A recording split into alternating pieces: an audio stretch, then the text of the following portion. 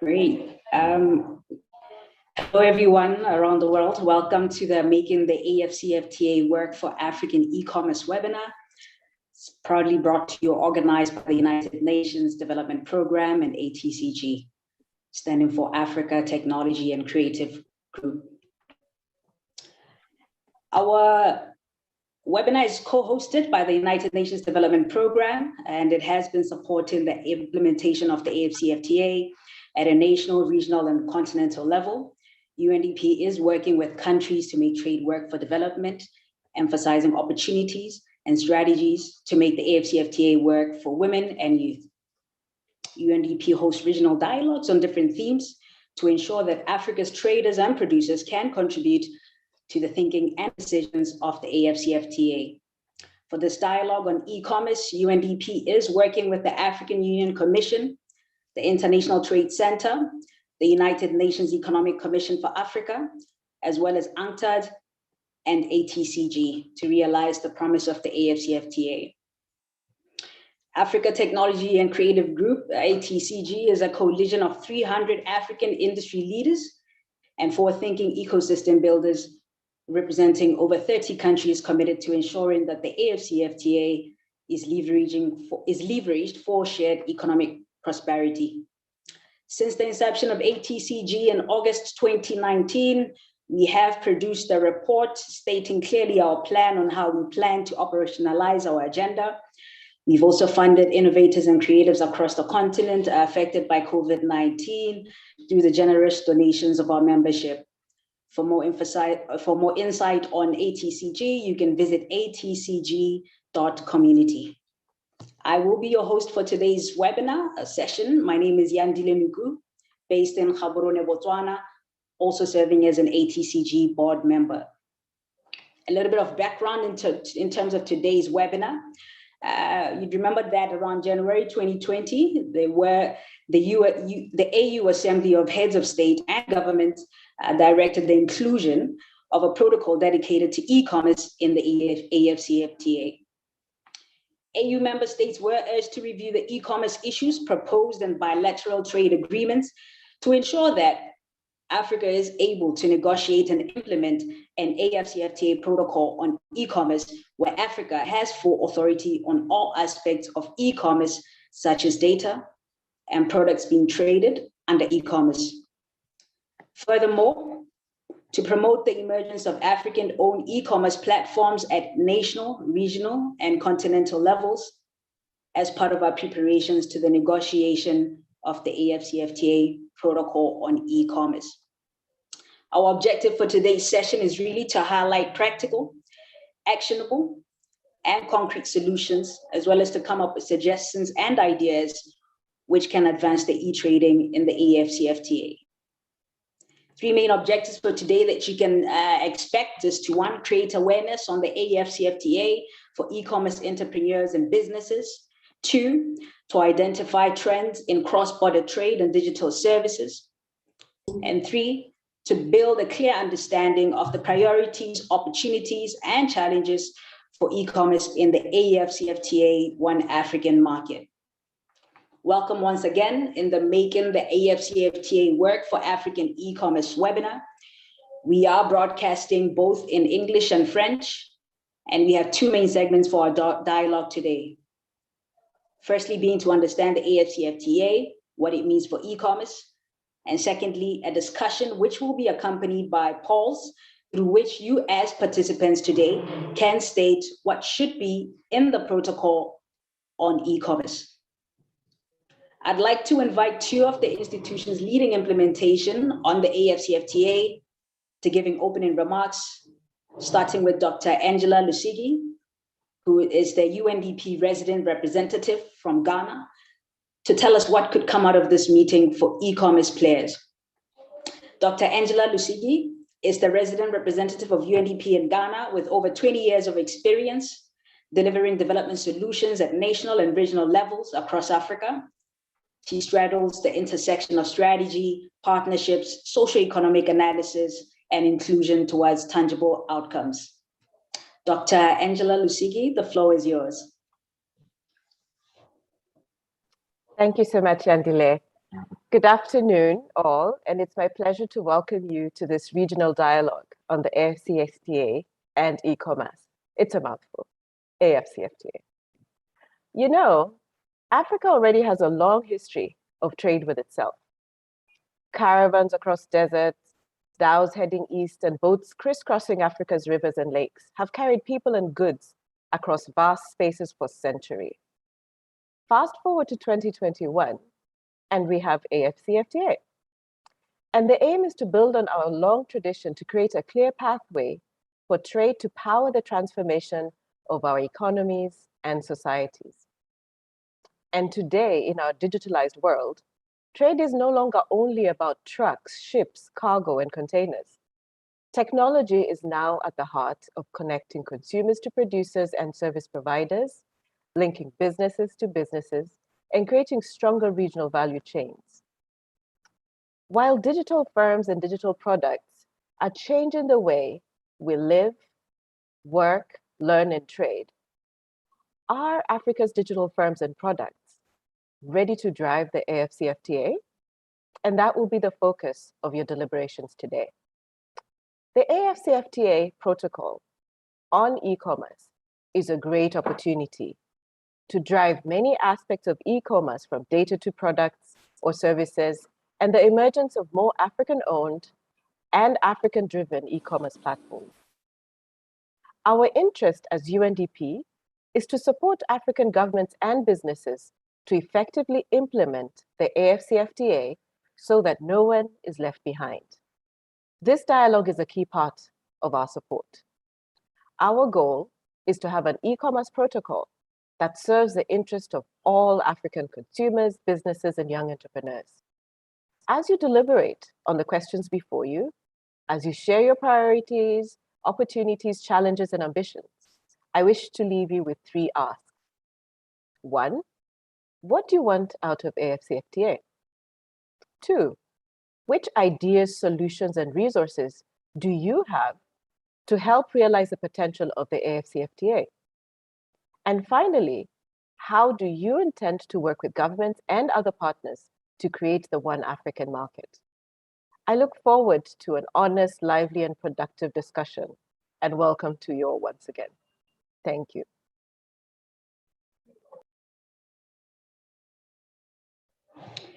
Thank you very much, Dr. Angela Lucy, for your opening remarks. We've taken note of your 3 asks, and I'll ensure to direct the proceedings today to ensure that we've got answers to those 3 asks.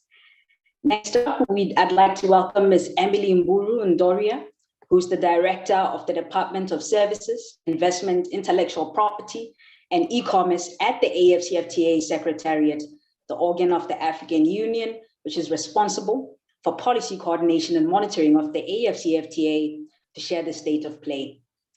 The AfCFTA Secretariat coordinates the AfCFTA negotiations, including on e-commerce, and will support African countries to decide the rules and actions to make e-commerce work in the AfCFTA. Ms. Emily Ndoria, the floor is yours. Thank you very much, Madam Coordinator, and good afternoon, good morning, good evening to all of you, depending on which part of Africa you are in. Mine is just to give an overview of what we are doing at the AfCFTA and the work that we intend, if I may use that word, to do when it comes to e-commerce and digital trade. So at the AfCFTA, we have changed it now to call it digital trade, so that it encompasses more of the trade component, not only on e-commerce and the platforms, but also on the trade that we shall have using digital means, and even the digital trade itself, and bringing in also the issues of intellectual property rights. Just maybe a short one on the state of play with the signatures and ratification. As you're all aware, we have 55 countries in the continent. Of that number, we have 54 that have already signed the agreement establishing the African Continental Free Trade Area. We only have 1 country, that is the Republic of Eritrea, that is yet to sign the agreement. On issues ratification, we have 39 member states of the African Union that are now state parties of the AfCFTA with 42 ratifications. So only 3 countries have not yet deposited their instruments of ratification to become full state parties of the AfCFTA. The 3 countries are Cape Verde, the Democratic Republic of Congo, and the United Republic of Tanzania, being among the latest countries that have ratified, but those 3 are yet to give their instruments of ratification. And once that is done, then we shall be having 42 state parties to the agreement. So we have a few to go to our number of 54. That is 12 more countries that have signed that we need to push to actually then become state parties. But as you very well know, the agreement entered into force in May of 2019. And so we are already, as we finalize the negotiations, we are also in the process of preparing the implementation of the agreement. And we had the launch of the start of trading on the 1st of January this year. And we are working very hard to actually start the operationalization of that start of trading. Now, I will say that when it comes to digital trade, one thing that I can mention is that the COVID pandemic, as has been said in very many forums, has created a situation whereby even for our Assembly of Heads of States and Government, it became important that we actually bring forward the discussions on e-commerce and digital trade as a whole to the forefront. As you may be aware, e-commerce was to be negotiated as phase 3 of the negotiations under the AfCFTA. But because of the importance now that has been attached to issues related to digital trade, the Assembly of Heads of States and Government agreed to bring issues related to phase 3 of the negotiations on to become also part of phase 2 of the negotiations. And so to that end, we have a deadline to actually negotiate what we are calling a protocol on digital trade. And to that end, the Council of Ministers has actually established a committee that is going to be discussing issues related to digital trade and negotiate this protocol, which will be considered to be the regulations that will regulate digital trade in the continent. As you may also be aware, most regional economic blocks, which are the building blocks of the AU, are only having some, not all, are having strategies for dealing with e-commerce or digital trade, but really none has a protocol yet that is dealing with digital trade. And so the AfCFTA will be the first one to develop such a protocol. And so we really need to understand what are the key elements that we need to put in this protocol and ensure that they will be enforceable in terms of implementation and operationalization of the protocol. So you may also need to know that under the AfCFTA, and that is the difference that we have with or the addition, the value addition that we have from other regs, is the fact that we have the dispute settlement mechanism of the AfCFTA. And so once we develop this protocol, it will also fall under that mechanism. So we have to come up with a protocol that is enforceable and a protocol that will actually take care of all the different elements of all our different stakeholders. Now, we are starting work on the protocol, and that's why a meeting like this one organized by UNDP becomes very important for us, is the fact that we need to brainstorm to agree on what are the key issues that need to be addressed when talking e-commerce and to enhance digital trade in the continent. And for us, participating in this brainstorming session becomes very important, because we will then be able to collect the views of the different stakeholders in this space, so that we can see how to ensure that they are integrated into the protocol. As we start our work to prepare for the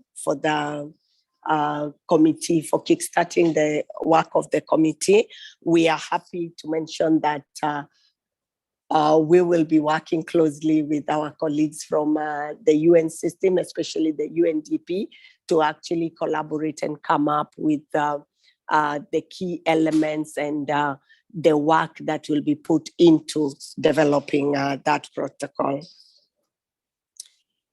As I've mentioned earlier this year, the Council of Ministers established the Committee on Digital Trade, and this is the one that is tasked with the administration and implementation of the protocol on digital trade. We are in the process still of developing those terms of reference that will be considered by this committee. And as I mentioned earlier, because this will be I don't know whether I can say globally or just continentally, it will be the first such agreement on digital trade. We really all have to put our heads together to see what are the main issues that need to get into the protocol.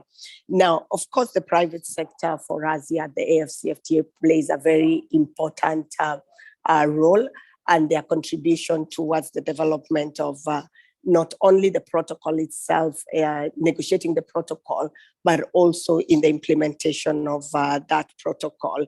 And of course, that protocol will also be key to create new opportunities for the private sector in Africa. And they will be the main beneficiaries of this protocol once established. And it will have the rules, and these rules will be binding on all state parties once finalized and adopted by the Assembly. And the private sector will be instrumental to ensure that we implement this protocol, and not only the digital trade protocol, also other e-commerce issues that come onto other negotiations, especially for us when we talk issues related to trading services and issues related to the digitalization of customs procedures at the continental level. In this regard, we are also hoping that we will have the private sector more involved even in the regional stakeholders engagements that we hope to be having in the next few months at the AfCFTA. We have a deadline to finalize the protocol by December of this year. But as we can all agree, I don't think it will be possible to do that. But we will then have to get to request our heads of states and government to give us just a bit more time to work through the development of the protocol, so that we can have a protocol that we shall be able to implement at the end of the day. But what we can promise is that once we start the work on the protocol, or initiate the work on the protocol, then on our part, we hope to expedite and accelerate the work so that we are able to finalize in the shortest time possible.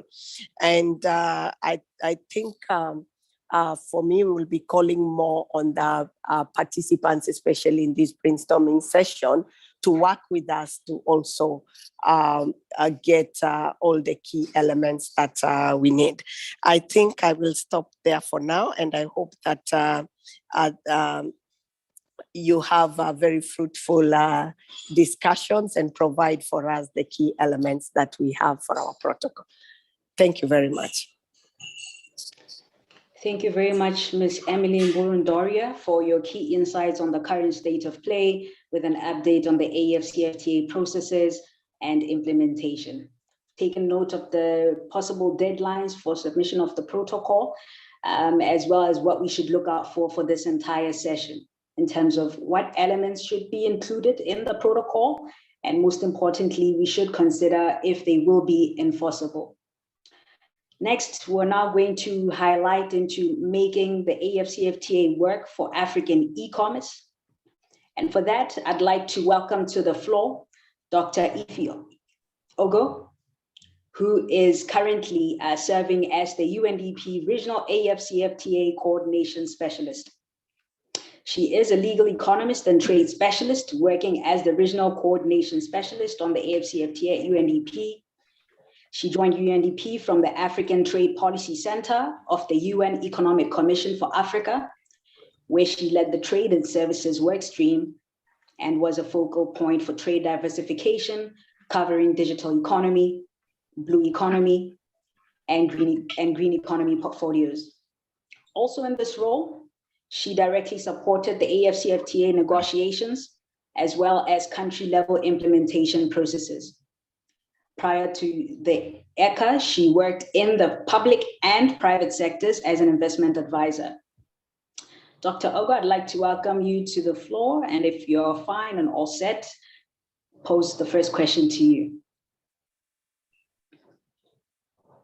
Sure, please. Great. So let's start on a lighter note and tell us a little bit about what is the AfCFTA and why is it so important? Okay, no, thank you very much. And I mean, that's the heart of what we're trying to do here today. And so, as has been said, the AfCFTA, we're hoping, is going to be the thing that changes the name of the game on the continent. We're hoping that through trade, we will change how we work, how we produce, how we function. And so I'm just going to jump right to it. The AfCFTA, we essentially want to move from these lines on the left, which you have lots of lines, small economies, big economies, some in the middle. And we want to move to this one on the right, where it's saying we want one market for goods and for services. We want to be one people. We want to be able to freely exchange the things we make, the things we use, our ideas, our products. That's essentially where we're going with the AfCFTA. This one on the right here, that's our goal.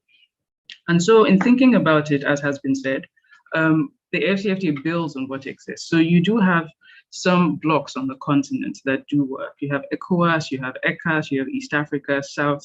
And so the idea is that through the AfCFTA, we don't necessarily discard these, but we're asking how do we try to then link all of these things that do exist and make them such that they're clear terms of trade that will apply to everyone on the continent. And so you heard a little bit about, the protocols. So what I'm going to do here is just explain how the protocols work. Essentially, the protocol on any topic says, this is what we're trying to achieve. Here's our objective. Here's our timeline. Here's who is responsible for who is going to do all of these things. Here are the benchmarks by which we'll know we have achieved the things we set out to do. And how it essentially works is you have the AfCFTA signed, you have the specific protocols, then you have the member states themselves negotiating to say, here are the tangible things I will exchange A for B, and then the member states can take action. So that's essentially what we look for in a protocol. So to give you some example of how a protocol works, let's think about the protocol on trading goods. Essentially, a good is something that is made. It's something that you use, right? It can be food, it can be cars, it can be clothes, it can be something that you make, and ideally on the continent. So when goods are moved across borders, they have to pay a tariff, which is a tax. And so what the protocol on goods does for those things made in Africa is to say, okay, we're going to take down the bulk of tariffs to zero. The idea is that you then take away the cost barrier for goods to move across countries. And so the timeline is stated there. You have 5 years for those that are not so small, and then you have 10 years for those that are small. And the idea is that you will be able to move most goods across the continent, cost-free or tax-free. Apart from the taxes, there's also things that the states that themselves have agreed to do, to say we're going to find ways to align on the rules that make goods go, on the processes as well. So all in all, the objective there in that protocol on trading goods is to say this is the extent to which we'll take down tariffs. This is the timeline in which we'll take down tariffs, and here's how we will know that we have done all of these things. So that's an example from trading goods. When we look at the protocol on trading services, it prioritizes 5 sectors. And those are, if you think about it, over the last 10 years, so those are the sectors that have led job creation on the continent, the growth of firms. And so the idea is that, okay, what are the tariffs for services? Now, this may not be a tax in itself, as you see for goods, but you will see that there's certain types of rules that can affect if a service or a service firm can move. And so what we might then begin to see is that those barriers to services trade, which might be the rules around visas or who can work in a country, the investment thresholds by which a firm is able to move from one state to another state, or your certificates that say, oh, if I work here as Y, can I go there and work as Y? We should see the member states for themselves to now say, okay, we'll take down some of these rules, or we'll make very clear processes, we'll simplify them and say, okay, if you already have this in state A, you should be able to move to state B and C also with that same thing and be able to work or trade there. So that's essentially, again, how the protocol works. It just says, here's what we're going to do, here's how long it's going to take us, and then here's how we'll know that we have achieved all of these things. So if we come back to our protocol on e-commerce, that's essentially what we're saying now. Like, what are the things we want to see? What are the measurable things? What are the line items we want to see? Is this trade in products? Is it trade by firms? It's up to us, really. And so that's essentially what we are saying here. What do we want to see in this new protocol? Thank you, and back to you, Yandile. Thank you very much, Dr. Ogo, for highlighting what the AfCFTA is and why it's so important. I think next we're now going to talk a little bit about e-commerce in free trade agreements. I'm going to invite Ms. Lorraine Naliaka, Trade Policy Fellow at ECHA, to show us how e-commerce could be treated in the AfCFTA. Her areas of expertise include international trade, regional integration, and the AfCFTA. She previously worked at the African Economic Research Consortium, where her functions included oversight of a project on mitigating the adverse effect of COVID-19 in East Africa on various sectors, including trade. Prior to that, she worked with ECHA, Sub-Regional Office for East Africa, focusing on the AfCFTA, regional integration, trade, and balance of payments. She holds an MSc in Development Economics from the University of Sussex. Ms. Nalaika, welcome to the floor. Thank you for the introduction, Nyandile. Good afternoon, everyone. I will take you through e-commerce in free trade agreements, and the presentation is structured as follows. And to begin, we'll look at how is e-commerce treated in FTAs, FTAs being free trade agreements.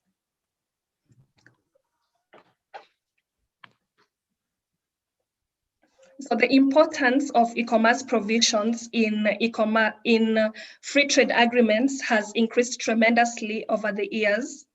If you look at the graph on your screens, you see that in 2000, only one FTA had an e-commerce provision, and this is the US-Jordan FTA. 20 years later, the picture is different. In 2020, 83 free trade agreements had e-commerce provisions. But before we celebrate, you should note that only one African country has a trade agreement which has provisions on e-commerce, and this is the Morocco-US FTA. There was proposition to include e-commerce in the Kenya-US trade negotiations, which started during the Trump administration, but at the moment they have stalled. Other than that, if we look at the multilateral level, only 5 African countries have signed the Joint Statement Initiative, which aims to commence negotiations on e-commerce at the WTO. So all these just rubber stamps the timeliness of the negotiations on the e-commerce protocol in the AfCFTA. And although Africa can be seen as a digital latecomer, it has the chance to get insights on how e-commerce provisions have been treated in other trade agreements, especially those which involve countries or regions at a similar level of development.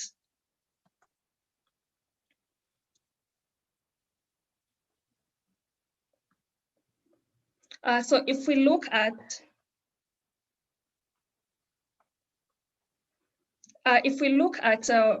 most South trade agreements, data protection and privacy is the most common e-commerce provision. And when we talk of South-South, this basically means developing versus developing country or region. And this is based on a study done by ECA in collaboration with ODI.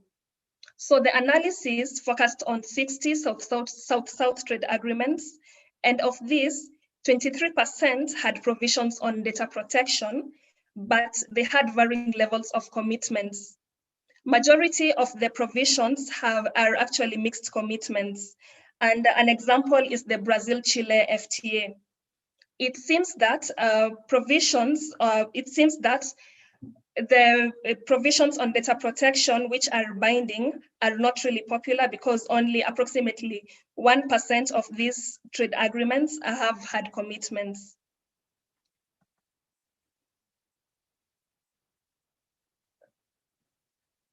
Moving on to cross-border data flows, which goes hand in hand with data localization. And data localization, as the name suggests, is essentially laws or regulations about where the data servers should be located. And this could include laws which require consent by users for the transfer of their data, laws which require copies of the data to be stored and processed locally, or just outright bans on such transfers. And if we look at most of the South-South trade agreements, most of them don't have commitments on free cross-border data flows. If we look at the data, out of the 60 South-South trade agreements that we analyzed, only 12% have an e-commerce chapter with provisions for cross-border data flows. And a number of the recent Latin America free trade agreements emphasize on regulatory cooperation to maintain cross-border flows. So essentially here what we see is that most of these provisions are soft commitments on data flows. A similar pattern emerges when we look at the data localization, where we find only 8% of the South-South trade agreements that we looked at have provisions banning data localization requirements. An example is the Argentina-Chile FTA, which has soft commitments regarding the location of data servers.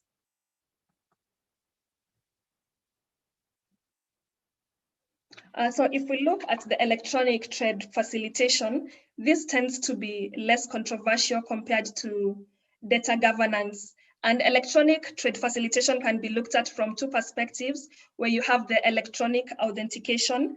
This is generally requirements for a country to legally recognize digital authentication technologies such as digital certificates and signatures, and also contracts. And another angle can be looking at it from the perspective of paperless trading. And from our analysis, this is the second most common provision in South-South trade agreements. And it tends to have mostly soft to mixed commitments. And this essentially means that the countries take obligations to legally recognize the appropriate authentication technology to use. And it also outlines the opportunities or instances where there might be need to prove in court that the transactions actually comply with legal requirements. And looking at the digital taxation, it's actually surprising that majority of the South-South trade agreements don't have provisions relating to this. We see that only 15% of the 60 trade agreements that we looked at have provisions banning custom duties on electronic transmissions. And these duties are connected to importation and exportation of digital products. And the ban does not include internal taxes, fees, or other charges. So this implies that in some instances, forms of indirect taxation by the various countries can apply. Another important angle to look at when it comes to e-commerce negotiations is issues that cut across conventional negotiating topics. This can be issues around tariff elimination, and what is common is the call to have, or rather provisions on eliminating or reducing tariff on elements or infrastructure which supports e-commerce. And the same applies to commitments on service necessary to support e-commerce. Another common feature is intellectual property, and this tends to look at aspects such as source code, algorithms, and cyber theft of trade secrets. And finally, under the conventional negotiating topics, what is most critical is consumer protection. But we notice that North-South regional trade agreements, North-South now, this implies it's between a developing and a developed country or region, tend to have stronger interest in consumer protection compared to South-South trade agreements. If we look at the figures, only 21% of the South-South trade agreements in our analysis included a consumer protection regulation, and none of these have binding commitments. So this takes me to the second part of the presentation, which is basically what an AfCFTA e-commerce protocol could entail. And in this instance, there are two dimensions that can be considered during the negotiation. Firstly is the breadth to consider. This is broadly how the e-commerce issues should be addressed. And in this instance, it will be necessary for the various countries to look at and decide the most relevant issues that they want to consider or incorporate in the protocol. And other than the breadth, the other dimension to look at is the depth. And the depth is basically how deeply the e-commerce issues are to be considered. In this instance, the e-commerce provisions can range from basic cooperation to common principles for regulations to unified laws. So what are the key issues that can be considered under the e-commerce protocol? So based on what you have found from what has been incorporated in prior trade agreements and also from surveys that we have done, the key issues that keep cropping up are data governance, electronic trade facilitation, electronic taxation, and of course we have other issues which cut across other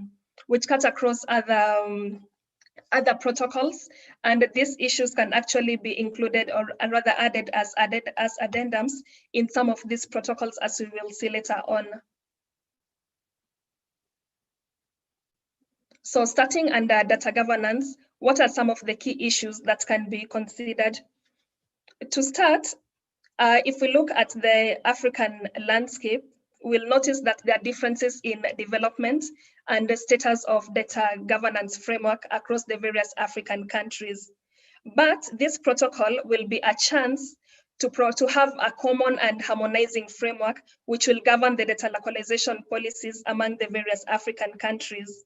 And it can also include special carve-outs which will focus more on the sensitive data. such as financial or health data, or instances where you're looking at issues around data security and privacy with regards to particular countries. And the same thing applies when we look at data protection and privacy. At the moment, we see that the continent is really fragmented when it comes to this sector, because we have 27 African countries have legislations on data protection and privacy. 9 have draft legislations and 13 have no legislation yet. But at the same time, we have the AU Convention on Cybersecurity and Personal Data Protection. But unfortunately, not many countries have already signed up to the convention, but the protocol will be a chance to look at how the countries can incorporate this, and also how they can, and also have the countries commit to adapting domestic data regulation and protection legislation and regulations. The next issue to consider could be electronic trade facilitation. And in this case, the 2 issues that I mentioned earlier will crop up, that is electronic authentication. And in this instance, it can go beyond just looking at the electronic signatures and include other aspects such as the time and place of dispatch, and also use of automated message systems to acknowledge a transaction. And most importantly, it can also include issues around rules of origin. So in this instance, there might be need to adopt a single common digital certificate of origin system, and there's opportunity to learn from what the RECs are currently doing. And an example could be SADC, which piloted a digital certificate of origin system last year. Under paperless trading, the custom authorities, under paperless trading, the focus should be around on how custom authorities can commit to make documents available to the public in electronic form, and also to accept electronically submitted versions, which are basically equivalent to the paper versions. And it can also go further and involve commitments for authorities to adopt electronic single windows.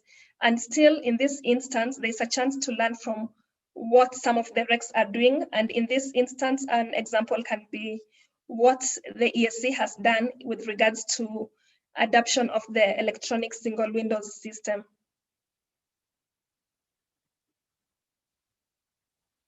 And then the final issue you can look at is electronic taxation. Under this, we have custom duties. Of course, we are aware under the WTO, there's the moratorium on imposition of custom duties. So the protocol can look at this and look at maybe making it something more permanent. But what is more important when you talk about non-imposition of custom duties is the issue of classification. What are the products that qualify to be considered as electronically transmissible services or goods? And as the negotiations are going on, it will be important to also look at some of the emerging technologies. We have issues such as, maybe let's look at 3D printing, where it's easy for you to send a program or a software and have a product printed, or rather manufactured in another country or in another region. How should that be treated? So these are some of the issues that can be considered in this instance. And still under custom duties, this protocol could provide a framework on how indirect tax on digitally traded goods can be applied.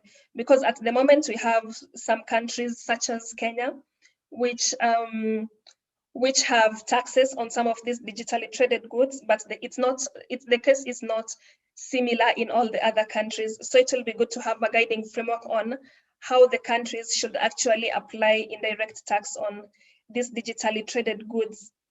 And still under taxation, the law on diminished custom thresholds also crops up.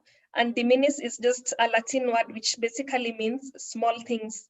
So in this instance, it will be critical to look at, or rather to determine which parcels can be shipped across borders tariff-free. And what is key here is maybe for the negotiators to have at the back of their mind that higher diminished thresholds tend to be positively correlated to e-commerce, or rather it tends to boost e-commerce. And lastly, we have some of the conventional cross-cutting issues, which can either be included in the protocol or be considered in the other protocols. An example can be elimination of tariffs on infrastructure necessary to support digital trade. And also consumer protection, it tends to be really critical when we talk about e-commerce, and this can fall under competition. So in this instance, it will be important for consumer rights to be strengthened. And this should go beyond just fighting hoarding and price gouging to ensure that the rights of the consumers on digital platforms and online, on digital and online platforms are actually respected. So in a nutshell, the protocol on e-commerce in the AfCFTA presents a unique opportunity for African countries to collectively establish common positions on e-commerce. And it also gives them a chance to harmonize digital economy regulations, because as you have seen, some of these regulations tend to be really fragmented across the continent. And this will enable the continent as a whole to leverage on the benefits that arise from the e-commerce. Thank you. Over to you, Yandile. Thank you very much, Ms. Lorraine Naliaka, for your highlights on showing us how e-commerce could be treated in the AfCFTA. This particular session was brought to us by the United Nations Economic Commission for Africa, which is the regional institution that actively supports research and analysis which supports the AfCFTA policy processes and provides technical assistance such as support for national or regional AfCFTA implementation strategies, as well as e-commerce strategies. Now, as we understand, first of all, let me thank you, Ms. Naliaka, for some of the key thoughts that we need to consider for the next session. And I take it that my co-chairs, who will later chair the panel discussion, have taken note of key issues around data governance, key issues around e-trade facilitation, and key issues around electronic taxation that they will engage on their respective sessions. I'd now like to welcome Ms. Martine Kidani, who's serving as an Economic Affairs Officer at UNCTAD. This particular session will be led by UNCTAD, the United Nations Conference of Trade and Development that works with countries on the global e-commerce negotiations at the World Trade Organizations, as well as other regional trade agreements. Ms. Kidani, welcome to the floor, as she will be discussing key issues that we need to highlight for her particular session. What do we need to get ready for when we look at the global context, and what role does the AfCFTA play? Thank you very much, Yandile, and it's a pleasure for me to be here with the partner organizations to join in this session on the AfCFTA and e-commerce. And it's particularly a pleasure to be joined by so many representatives of the private sector. If you allow me now, I will share my screen. Please let me know if you can see the slide. It's still loading.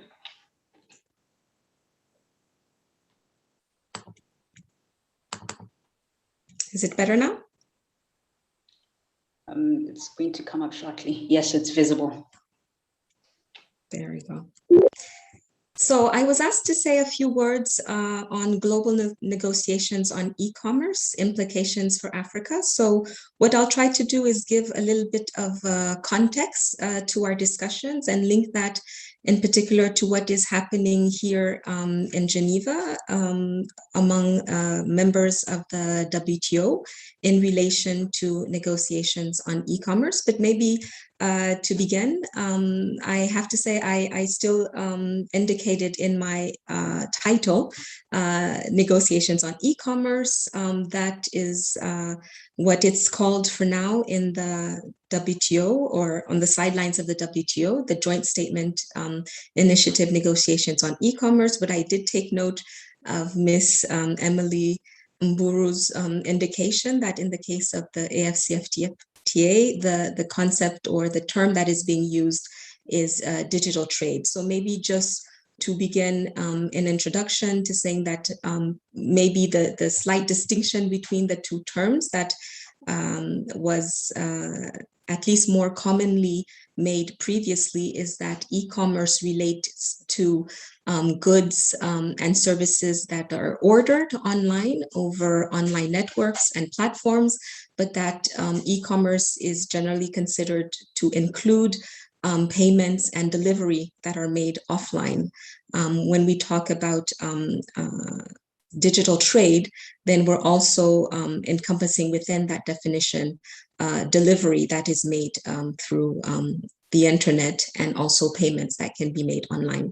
Now, if we look at basically what is the volume or the value of this e-commerce that we're looking at, I think it gives an indication of why it is so essential and why there are so many efforts ongoing currently to develop rules for this. So UNCTAD estimates that the global value of e-commerce sales, which includes both business to business and business to consumer, reached almost 26.7 trillion in 2019, which corresponds basically to 30% of GDP. And this figure for 2019 was already an increase of 4% as from the previous year, 2018. So we see that there is a growing trend for e-commerce within the digital economy. Within that, we know that business to business is the majority of e-commerce. So business to business in 2019 represented 2.8 trillion, so basically 82% of all e-commerce, whereas business to consumer was estimated at 4.9 trillion, so a smaller share. So we know that the expansion of e-commerce, which was further enhanced by COVID-19, makes this an increasingly important feature of all economies, including in Africa, hence the importance for all governments to focus on developing rules for this. Now, if we look at what is happening in the WTO more specifically, well, the WTO is not a, e-commerce is not a new issue for the WTO. Already the issues of e-commerce were introduced in 1998, where there was a work program that was put in place, which was aimed at examining all trade-related issues relating to global electronic commerce. And at the same time, in 1998 already, a so-called moratorium was agreed to on customs duties on electronic transmission. And since 1998, this moratorium has been regularly extended by the different ministerial conferences of the WTO. And so the way this work program functioned is that WTO member states would analyze some of these trade-related issues within the different WTO bodies, such as the Council for Trade in Goods, the Council for Trade in Services, the Council looking at intellectual property rights, but also the Council on Trade and Development, and then they would report back to the WTO's General Council. So the discussions had been going on since 1998, and some countries felt that there was not sufficient progress. And so as e-commerce and the digital economy continued to expand, a certain number of countries called for developing new global rules to govern cross-border e-commerce. And so those countries that express an interest for these new rules considered that the agreements of the WTO, while they did cover partially elements affecting e-commerce, were not sufficiently up to date to reflect the new business models, the new ways of doing trade. And so these rules had to be updated. So at the 11th WTO Ministerial Conference in 2017, 71 WTO members came together and they agreed to start exploratory work towards future WTO negotiations on trade-related aspects of e-commerce. So moving away from the work program was basically discussions towards doing really some work towards concrete WTO negotiations. It's important to note that these 71 WTO members already represented 77% of all world trade. So really, they consisted of a bulk of the actual trade, which of course gave them a certain weight and importance.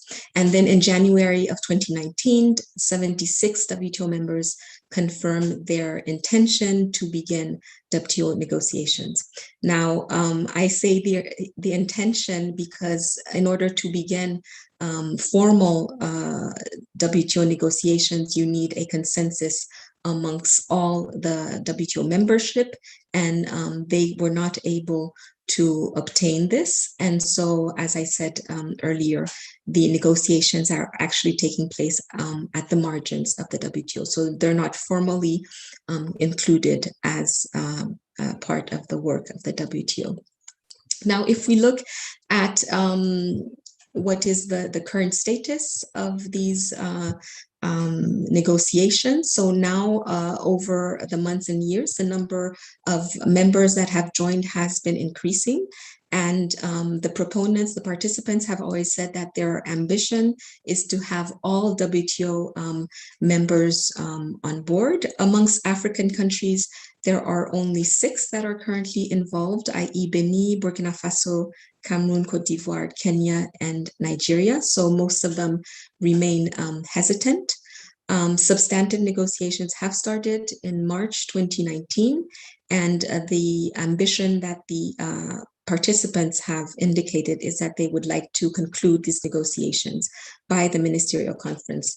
As I indicated, since this is at the margin, this would probably be in the form of a declaration that is made, but the question then of how these negotiations that are taking place within a subgroup of WTO members would then be integrated into the WTO formally remains open. It's not clear how that would be done.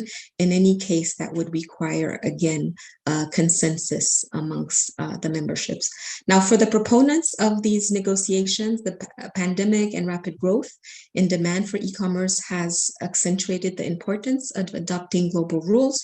So they're saying that these negotiations are particularly crucial in ensuring that the multilateral system remains relevant, but also as a means to address some of the trade tensions that had been growing. Other countries that are not participating tend to emphasize rather that the work should be towards reducing the persisting digital divide amongst countries rather than negotiating new rules that they would have difficulties in implementing, and new rules in areas where nationally they have not necessarily yet developed the adequate regulatory institutional frameworks. Now, if we look at the areas under negotiations, I will just mention these briefly because Naliaka just before me did an excellent job in presenting some of the key issues, and she very rightly indicated that if we look at the different free trade agreements that have been concluded either north-south, so amongst developed and developing countries, or south-south, among developing countries, we can see that many of these provisions, you will find them in these different FTAs. But what often changes is the type of provision that is included. That is whether it's a provision that simply encourages cooperation or provides best endeavor language such that members will aim to, or on the contrary, some more hard and binding commitments. So we have provisions for enabling e-commerce, provisions relating to trade facilitation. The flow of information is an essential one that is captivating a lot of attention, and that remains quite controversial. There's issues regarding access, whether access to the internet or to online platform, the issue of trust, including issues such as consumer protection, the treatment of spam, data privacy, cybersecurity, business trust, and the treatment of a source code and source code disclosure requirements, and then issues relating to transparency, telecoms, and market access, whether it relates to goods, computer equipment, and other goods supportive of e-commerce development, or in the case of services that will help with, again, enable and support the expansion of e-commerce. I think what's important to note here is that even amongst the participating countries, it has not necessarily been easy to come to a consensus on these provisions. So there is some progress that has been achieved on certain areas such as spam, electronic signatures, and authentication. Now, these can be viewed slightly as easier provisions to deal with. Some other provisions such as consumer protection, open government data, source code, and of course, data flows, work is still ongoing. It's also interesting to note that the three main players now, or amongst the most active participants, we have the US, China, and EU. And just these three countries alone already represent 70% of e-commerce sales. And among these three major players, we know that they themselves have very different positions on some of these key issues. And so, for example, you have the US, which position is basically to seek for a very ambitious and what they call a high standard agreement. And they want an agreement that is enforceable and that has basically provisions that are similar for all the participating countries. And one of the essential areas for the US is cross-border data flows. Then we have China that focuses more on enhancing cross-border e-commerce, particularly in goods, looking at elements such as trade facilitation and how to improve customs procedures, for example. But China has also put forward the importance of promoting a pro-development outcome, and also of maintaining some policy flexibility, policy space, and the right to regulate of countries, including to ensure certain policy objectives such as privacy, the protection of the public interest, national security, and network security. So China's position is very much influenced by these national objectives. And then we have the EU that has, again, a slightly different position, and that focuses a lot on improving consumers' trust in the online environment, tackling indeed barriers to cross-border e-commerce sales, and for example, addressing forced data localization requirements. As concerns cross-border data flows, the EU is focused a lot on issues of privacy and personal data protection, and also on the ability to regulate potential abuse of market power by large firms. And all of this is, of course, in line with the GDPR. What's important to note is that some important developing countries have remained outside of these GSI negotiations, such as India, South Africa, Pakistan, Venezuela, and also the majority of the African, Caribbean, and Pacific group of countries are not participating actively in these negotiations. So the information is shared with them by the participating countries, but they have opted for now not to be a part of these. Now, we can ask the question why African countries, or not why more African countries are not involved. And I just put here as one possible explanation factor some of the data on which we in UNCTAD base the B2C e-commerce index. And here you have the figures for 2020. And some of the things that we look at in this index are the share of individuals using the internet, the share of individuals with an account, so also being able to make the payments to participate in e-commerce, secure internet servers, the postal reliability.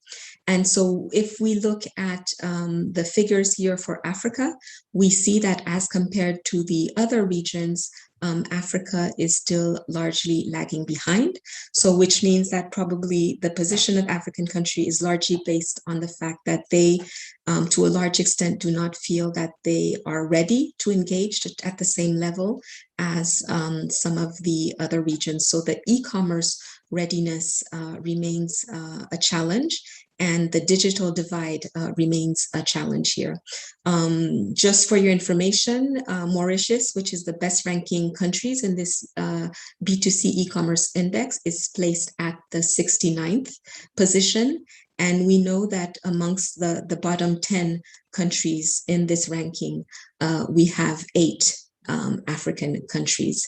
So within the WTO, the African group has stated that they do not believe that new rules should be developed in the WTO that are basically, or rather that their involvement in a WTO agreement on e-commerce should not be linked to capacity or technical assistance that is provided to them in order to address the digital divide and the lack of e-commerce readiness. They have indicated that they still need to address a number of capacity constraints domestically, and that they still wish to preserve an amount of policy space to adapt to this digital economy, and that the fast pace of developments also require them to maintain this flexibility to basically have a trial and error approach to different policies. If we look at one of the countries that is participating from Africa, Cote d'Ivoire, in one of the position papers that Cote d'Ivoire submitted, they also referred to some of the capacity issues in making their position. So even while being in the negotiations, they did put the emphasis on their constraints. And for example, Cote d'Ivoire has suggested that just as the Trade Facilitation Agreement, the TFA, has provisions that are also in line with the capacity of countries to implement them, such an approach could be adopted for e-commerce, so that we would not have provisions that would apply in the same way to everyone, but that to some extent for developing and least developed countries, certain provisions would become enforceable once they have the demonstrated capacity to implement them. I wanted to share with you some insights from some of the UNCTAD support, which are our e-trade readiness assessments, and here just providing you a map showing you those countries with which we have done this assessment. And just to say that this assessment basically reviews the situation of the beneficiary country in a number of key policy areas, such as payments, access to financing, trade facilitation, the legal framework, skills development, etc., and just tries to review and see what is the current status in these countries. And so what we have seen from the countries in which we have conducted these assessments reports is that often this does confirm the findings that we have seen in other studies by partner organizations, showing that there is a digital divide that remains, and that there's some key constraints, whether it's regarding the access to the internet by the majority of households. For example, the UPU has stated that only 20% or less of households in Africa in 2019 had access to the internet. If you compare this with 51% in Asia and 87% in Europe. And so often our e-trade readiness reports bring to light these same constraints.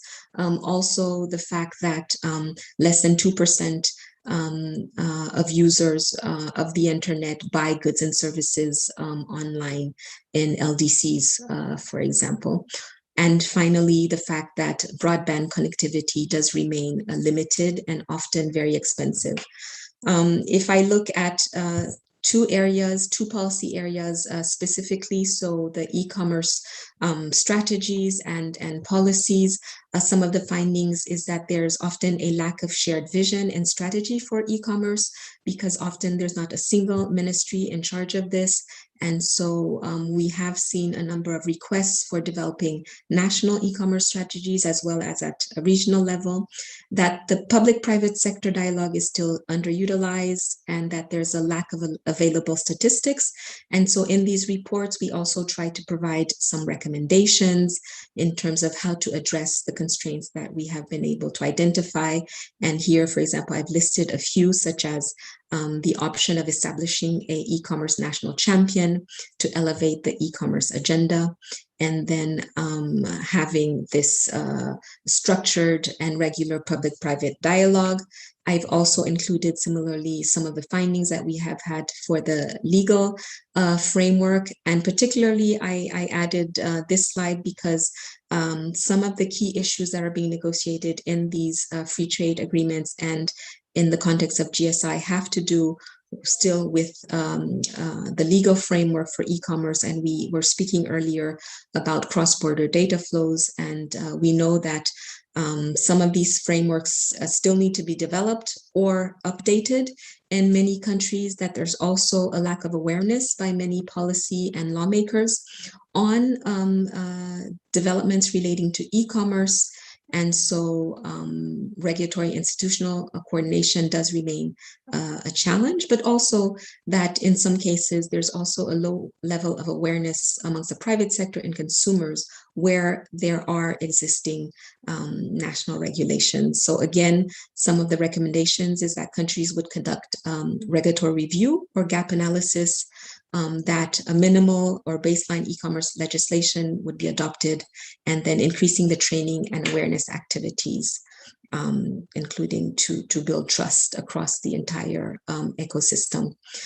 So what are some of the consideration for African countries? I think it's important to repeat that, yes, even though we do reference the digital divide, it's not the question of positioning e-commerce or provisions for e-commerce within the AfCFTA or at regional or REC level as a north-south issue per se. Because we know that even within countries, the digital divide can exist within different segments of the population between rural or urban. So it's not only a north-south divide. However, it is true that a few players represent the bulk of e-commerce sales today. So this explains why they have a much more proactive attitude, particularly at the global level. But setting the right conditions at the national, sub-regional, and continental level for the beneficial growth of e-commerce is high on many countries' development agenda, and that the AfCFTA framed in such a manner to promote strong development dimension centered on issues of relevance to the continent can contribute to setting the right conditions for African e-commerce businesses and consumers. And here I was really interested to note some of the points that Naliaka made earlier about some of the provisions that we have found in South-South FTAs. Of course, there's lessons that can be learned from other regions, but particularly when she mentioned, for example, the issue of cross-border data flows, she mentioned, for example, the carve-outs that are sometimes existing for security-related data or sensitive data in sectors such as financial and health.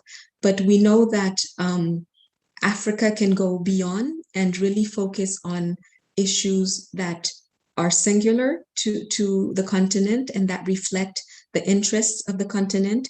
And I think in terms of cross-border data flows, we can think of some issues that even go beyond We actually have in UNCTAD a digital economy report that was just issued recently, and that looks at the issue of cross-border data flow. And one of the things that we have highlighted in the report is that it's not only a question of the location of the data that is important, but basically who has access to the data. So how do we control who collects the data and who can actually access and use the data? But that there's also issues regarding an equitable distribution of the benefits that are accrued from the use of data. And that beyond a digital divide, now we're seeing a data divide. So just saying that here, Africa can come up with its own solutions and see what would work best for the continent beyond what is sometimes seen in other regions. And then just to conclude, to say that whether African countries, and here it's also other developing countries, are party to the GSI negotiations or not, the outcome will have implications for governance of various dimensions of e-commerce just because of the sheer number of countries involved and the importance of these countries. And it was noted, for example, that some of these main players are also involved in bilateral negotiations with countries such as the Kenya-US FTA. So just to say that these developments are important, it's important that policymakers, but also private sector actors are aware of them, have a good understanding of these issues, and can see how they can inform the decisions that they make for the continent. So thank you very much. I hope I haven't taken too much time, but it was a pleasure to share with you, and I look forward to the discussion. Thank you.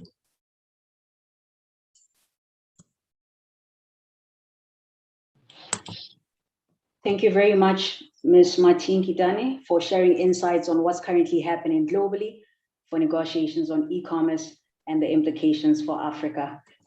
We're now going to get into the next session of our webinar, where we will be focusing on answering two key questions.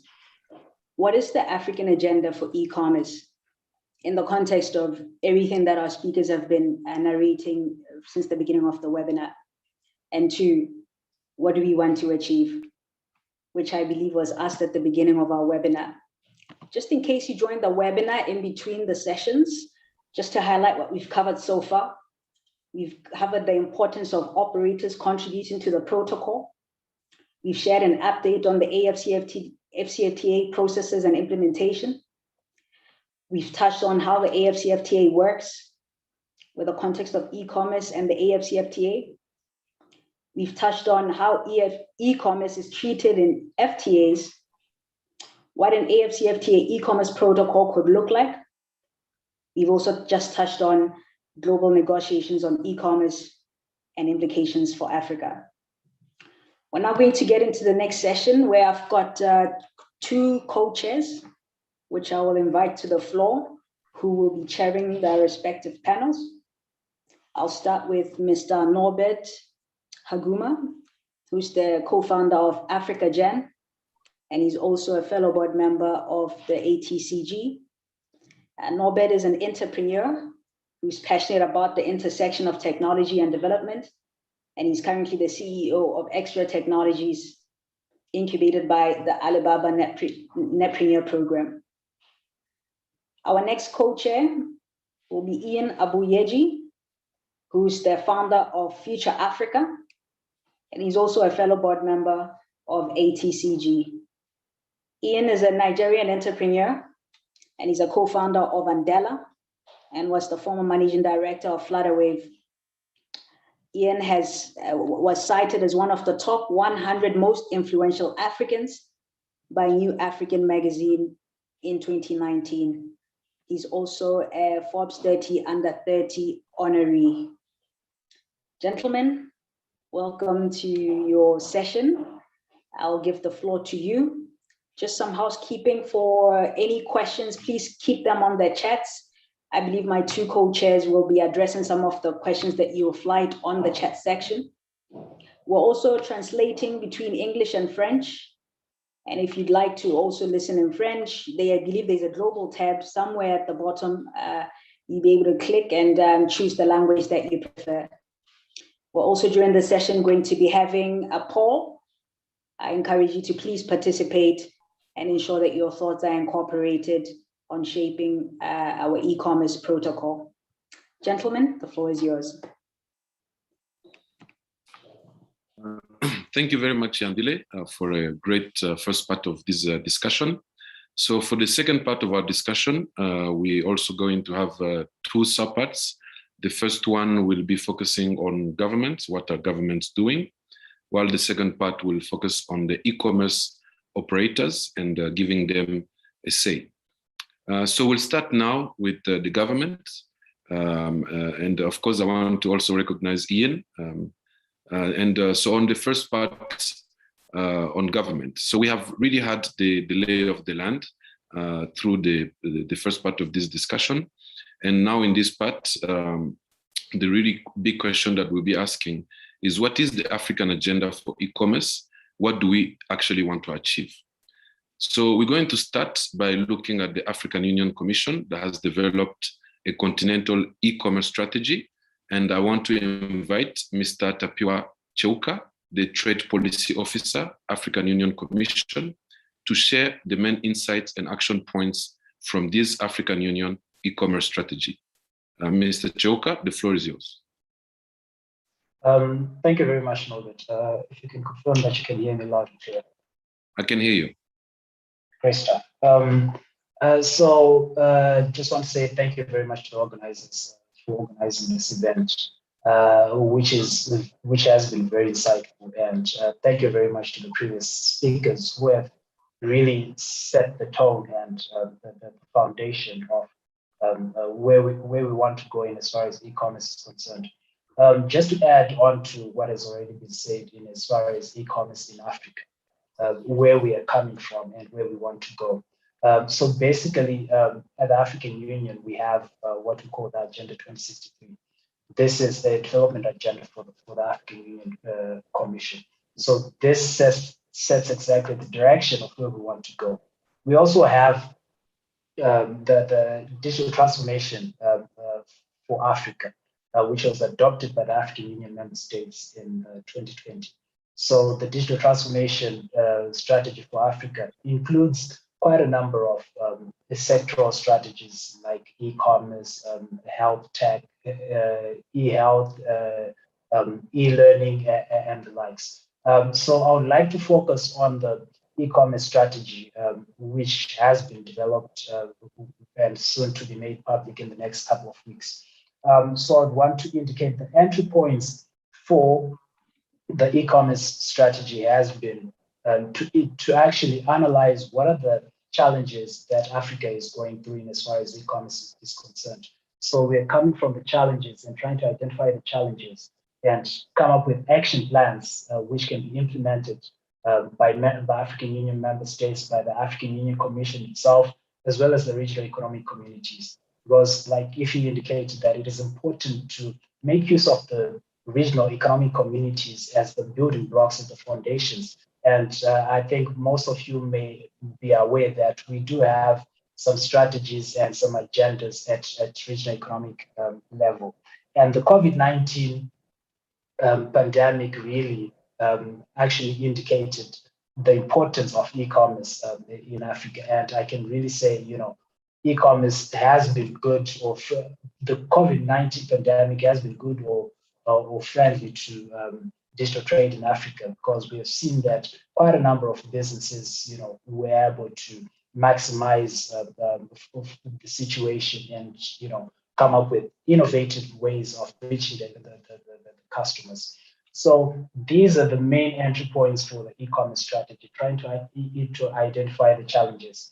And the strategy basically seeks to actually enhance the knowledge of the African policymakers. Martin indicated that policymakers need to know, need to have the knowledge of some of these things which are involved in e-commerce. So the strategy seeks to enhance the knowledge of the policymakers, as well as leverage the potential that is within the African continental free trade area.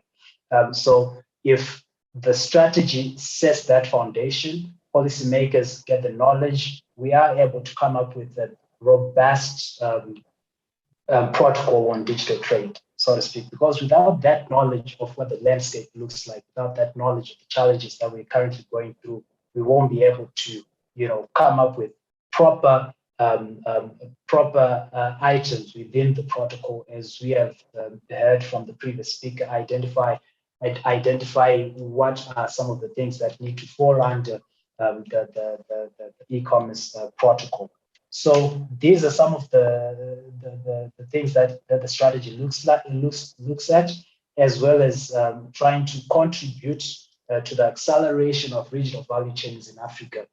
We all know that the industrial sector in Africa is not in a good state. So we want to make sure that we have that supply which the African Continental Free Trade Area needs. So if we're able to come up with policies that enhance e-commerce in Africa, create that demand, and make sure that there are no barriers to entry in as far as trading is concerned, regional value chains are boosted, and there is going to be supply for the African Continental Free Trade Area. So briefly, I just want to indicate some of the things that fall under the strategy itself. Firstly, it looks like the digital economy policy frameworks. So basically from national level to regional level, as well as to continental level, what are some of the policies that we have in as far as in nations are concerned, member states are concerned, and are these policies linked with the regional policies? Are they linked to the continental policies? So this is what the strategy tries to look at, and our policymakers are aware of what policies they need to put in place for in as far as the digital economy is concerned. So the strategy also looks at marketplaces, fintechs. We all know that fintech is the darling of investors in Africa. There has been quite a lot of investments in as far as fintech is concerned, but we have a shortage of investments in as far as possibly marketplaces are concerned. And it also looks at cyber law frameworks. Do we have ample or capable cyber law frameworks? The Malabo Convention, yes, we have a continental framework of the Malabo Convention, which was indicated, but my question, the question will be, why is it not being ratified by member states? So we need to take care of some of those things, and the strategy also indicates items like domestic and cross-border logistics, as well as ICT infrastructure. So these are some of the foundations in as far as e-commerce is concerned. Without the infrastructure, there will be no movement there will be no e-commerce, there will be no digital trade. Without a proper domestic and cross-border logistics, taking care of small value goods, without proper customs, modern customs procedures, which take care of return goods, e-commerce will be hampered. So the strategy looks at all these. So basically, this is what the e-commerce strategy seeks to establish. And moving forward, it takes care of quite a number of action plans which can be implemented by all those players that I indicated. But for now, I'll stop here and give the floor to other people, and you can come back to me. Thank you very much, Mr. Cheuka. I want to challenge you on something. You talked about strategy, which is soon to come out. We hope to be seeing it soon. You talked about policy, leaving no one behind, etc.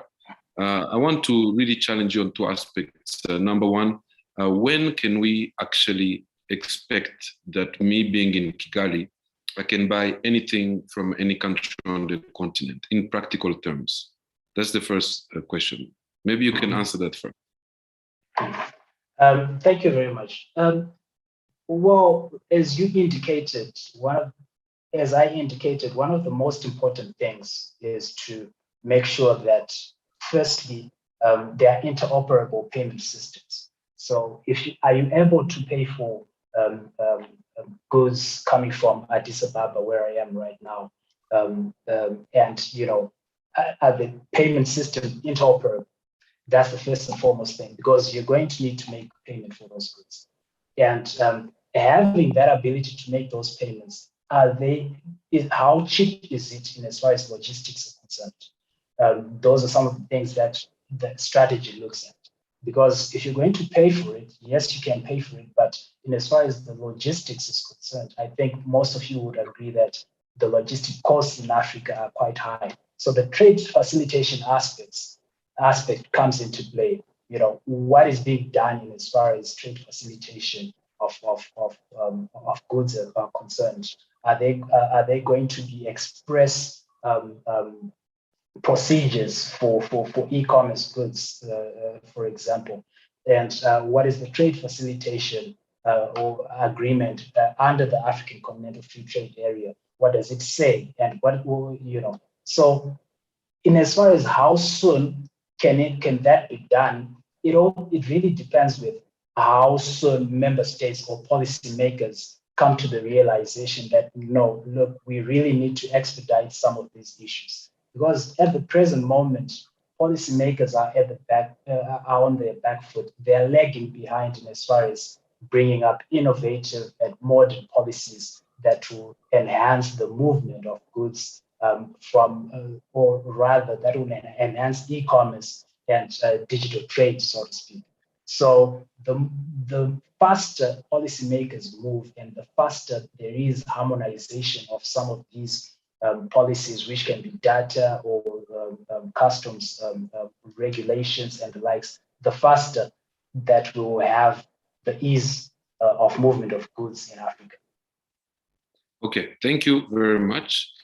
I'm not sure I'm satisfied with your answer because you didn't give me a timeline, but I understand it's not depending on you alone. So then the second part would be, who do we go after? Who do we have to push as a private sector, as people who are passionate about this? What kind of, how can we push this, make it happen quicker? The main thing that has to happen, or rather what can happen, I think Martin indicated the need for public-private dialogues. I think there is a shortage of those in Africa. Policymakers in the private sector, they do not, have these dialogues as often. So, we need to be pushing the policymakers. So the other difficult part as well, which Martin mentioned, is we don't have a central ministry which will be driving e-commerce in member states. So because we don't have that central ministry, I cannot direct you to that ministry which does not exist. But if it existed, then it would be easy for me to say, okay, go and push your ministry which is responsible for digital trade or e-commerce. That ministry will be in touch with all the other ministries, which is finance, which takes care of revenue authorities, as well as the customs, trade and industry, which take care of the trade side of things, and the data protection authorities, etc. So there is no central role played by ministries in member states. But one of the ministries that you could push is actually the ministries of trade, which are regularly in touch with the AfCFTA Secretariat as well as the African Union Commission, because so these ministries know exactly what to do. Okay, thank you very much, Mr. Cheuka. I hope you stay there, maybe with some of the panelists or some of the people who are attending this meeting will have more questions. Countries are currently negotiating the AfCFTA, and at the same time, they are promoting e-commerce. And today we have two governments, Namibia and Senegal. And I want to really pose a direct and single question. What are you doing to make e-commerce work for Africans in the AfCFTA context? So the two representatives are Mr. Gawiye Kanjemba, the Head Strategy, Innovation and Digitization at the Department of the Namibian Investment Promotion and Development Board, and Mr. Hassan Danka, the Commissioner for Economic Investigations and Head of the Trade in Services and Electronics Commerce Division, Directorate of Foreign Trade at the Ministry of Trade and SMEs in Senegal. So I would ask first Mr. Kanjemba, what are you doing to make e-commerce work for Africans in the AfCFTA context? Okay, I hope you can hear me. Please just confirm. Yes, we can hear you. Okay, so I think that the first thing I would like to do is actually to first just say, today I'm not wearing my hat as part of government, but I would like to comment also on what our government is doing. We're actually running a e-commerce readiness study with the Namibia Trade Forum in collaboration with Africa Rise, a European Union funded facility, so that we sort of assess Namibia's readiness to e-commerce. And this is why I'm really participating in this webinar. But just to sort of give you a sort of legislative background of what's going on in Namibia, is that first of all, we have the Electronic Transactions Act that was just approved in 2019. So this act really aims to sort of to regulate to regulate how businesses and consumers will interact over the internet. And that was just passed in 2019. And what this does is it sort of brings forward the issues that we have addressed in this webinar today, such as electronic signatures, consumer protection, and whatnot, and how these two parties, the business side and the consumer side, are going to interact with each other. But we do know that once a bill is passed, there is some time that is needed for implementation to take full effect. And that is exactly what is happening in Namibia. But on top of that, we do have the electronic transactions and cyber bill protection that aims to promote e-government services and electronic commerce, and to sort of also go further and regulate what we're going to do in the e-commerce space specifically.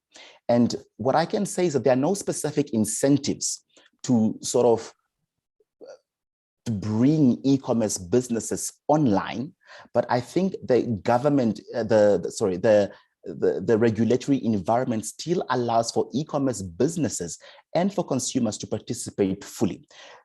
The only challenge we do have is that we don't have the people on the ground, the Peter, the Mandala, the Ndapewa on the ground don't really understand the regulatory frameworks that exist. So, for example, in this webinar, we're talking a lot about what AfCFTA is going to do, what all these government bodies are going to do, but the people on the ground, what are we doing to make sure that they understand how they can participate in the e-commerce conversation, especially when it comes to the Africa Continental Free Trade Agreement?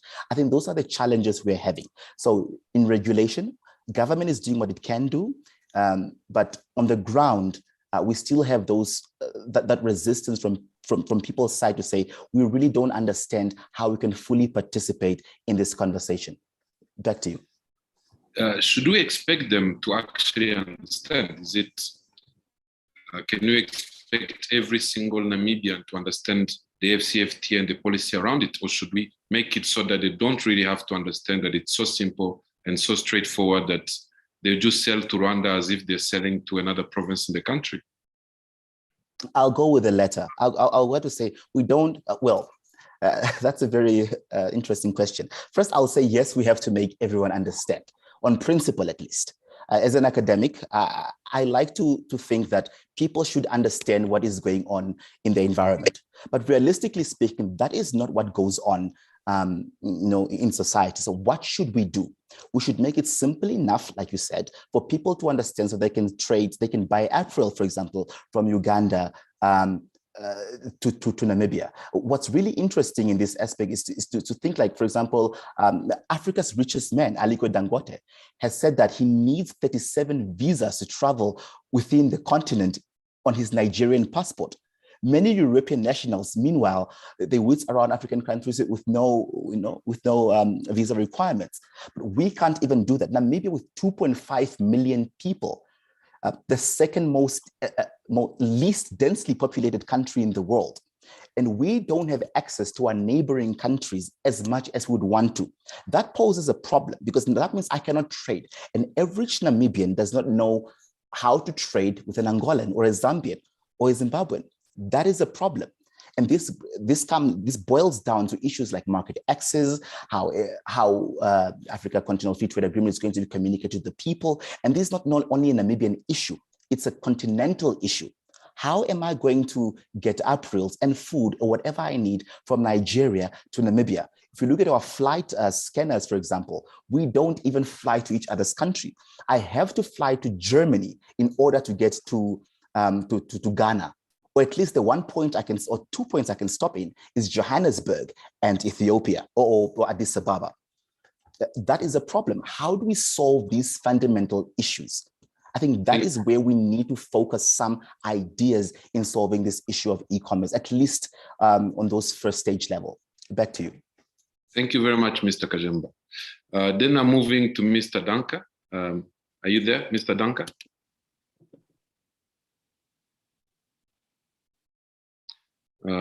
Danka from Senegal.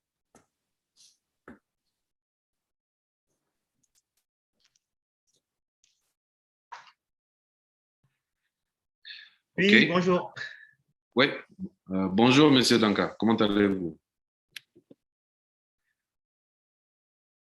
Est-ce que vous m'entendez? I'm fine.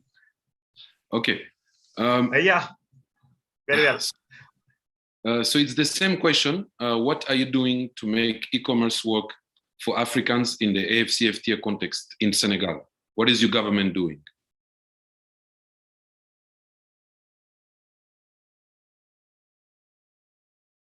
Merci beaucoup. Alors, vous me permettrez de m'exprimer en français. Alors, oui. Nous faisons énormément de choses.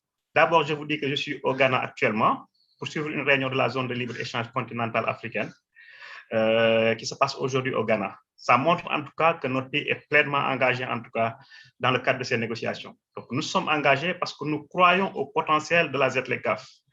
Et nous croyons également que la ZLECAf peut beaucoup apporter au commerce électronique ou vice-versa. Le commerce électronique peut apporter beaucoup de choses à la zone de libre-échange continentale africaine.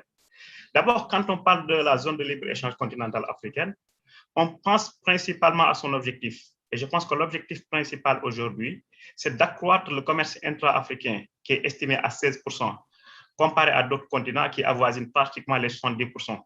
Et nous pensons qu'aujourd'hui, le commerce électronique est un levier qui permet de booster un peu, en tout cas, ce commerce intra-africain. C'est la raison pour laquelle on est pleinement engagé. On a signé la zone de libre-échange continentale africaine, on l'a ratifiée. Et parallèlement, au niveau interne, on a beaucoup même sensibilisé les acteurs, parce que je pense que quand on parle de la ZLECAf, ça ne s'adresse pas au gouvernement. C'est vrai que c'est les gouvernements qui négocient. C'est les adresses c'est les gouvernements qui négocient, mais ceux qui sont chargés de la mise en œuvre de la zone de libre-échange continentale africaine aujourd'hui, c'est le secteur privé. Donc, on a beaucoup sensibilisé le secteur privé sur aujourd'hui l'impact que peut avoir la zone de libre-échange continentale africaine sur eux. D'abord sur leur marché intérieur, parce qu'on nous demande d'ouvrir notre marché, mais également sur le potentiel qu'on peut gagner ailleurs, parce qu'ailleurs également, des marchés vont s'ouvrir davantage. D'accord. Merci beaucoup pour votre réponse. Vous dites que vous êtes au Ghana en ce moment. Quel est donc l'effort que vous êtes en train de faire dans votre région de l'Afrique de l'Ouest pour avancer le commerce numérique dans le cadre de l'AfCFTA, de la ZLECAf?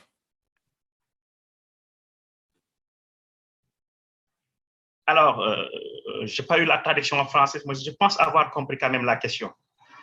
Alors, je l'ai dit tout à l'heure, il y a un potentiel énorme aujourd'hui quand on voit le marché africain. Et nous, quand on parle du commerce électronique, nous pensons à deux choses qui sont fondamentales plutôt. La première, c'est le commerce électronique domestique, qui concerne le commerce électronique qui se passe à l'intérieur d'un pays ou à l'intérieur d'un continent. Il y a également le commerce électronique transfrontière. Donc, à l'étape où nous sommes, nous avons une stratégie pour développer d'abord le commerce électronique domestique. Pourquoi nous le disons? Je prends juste une référence. Quand nous prenons une plateforme comme la plateforme Alibaba qui appartient à la Chine, on se rend compte que 85% de son pouvoir d'achat est fait sur le marché intérieur.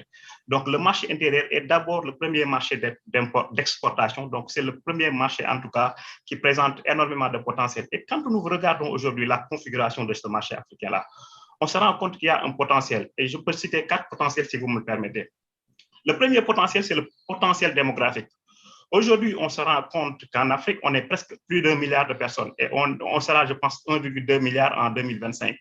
Et les prédictions même disent que d'ici 2100, l'Afrique, en tout cas, abritera 40% de la population mondiale. Et ça, c'est extrêmement important. Et je rappelle en tout cas la réflexion d'un économiste qui s'appelle David Blum, qui disait que dans les décennies à venir, la croissance démographique sera beaucoup plus favorable pour les pays sous-développés que pour les pays développés. Donc ça, c'est un espoir pour l'Afrique. Le deuxième potentiel, c'est le potentiel d'urbanisation aujourd'hui. En termes d'urbanisation, on est à 45% au plan continental. Et quand on parle d'urbanisation, on pense à la sophistication.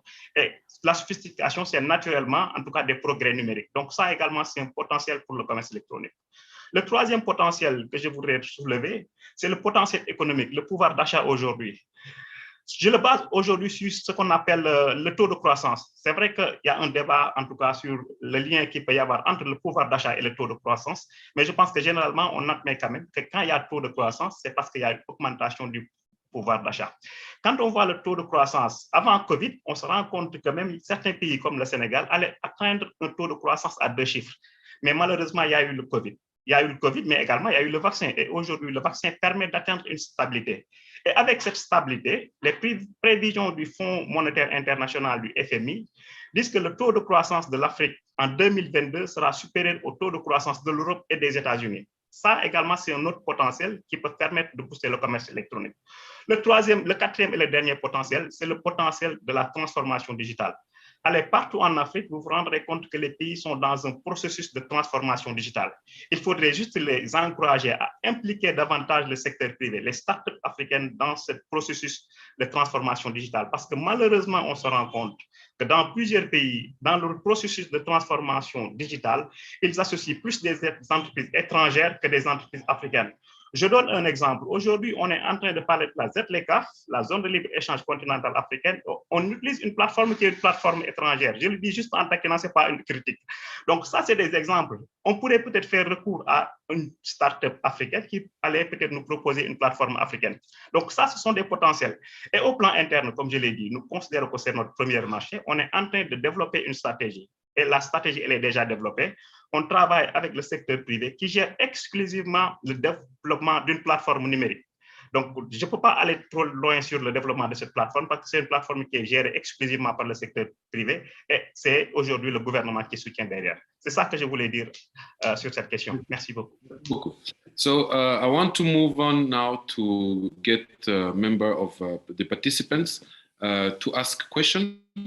So we're going to have three members of the public to ask questions to the representatives of the government or even to Mr. Cheuka from the AU. So if you have a question to ask, could you please raise your hand? Use the raise hand button on the bottom to raise your hand.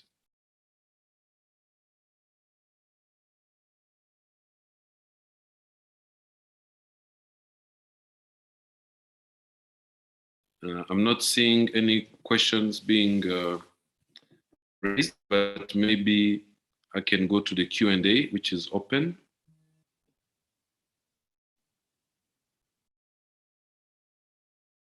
I see a question here from Eric Mabo, which is that what is your group doing to help young African entrepreneurs raise capital? Can any of the two representatives respond to that?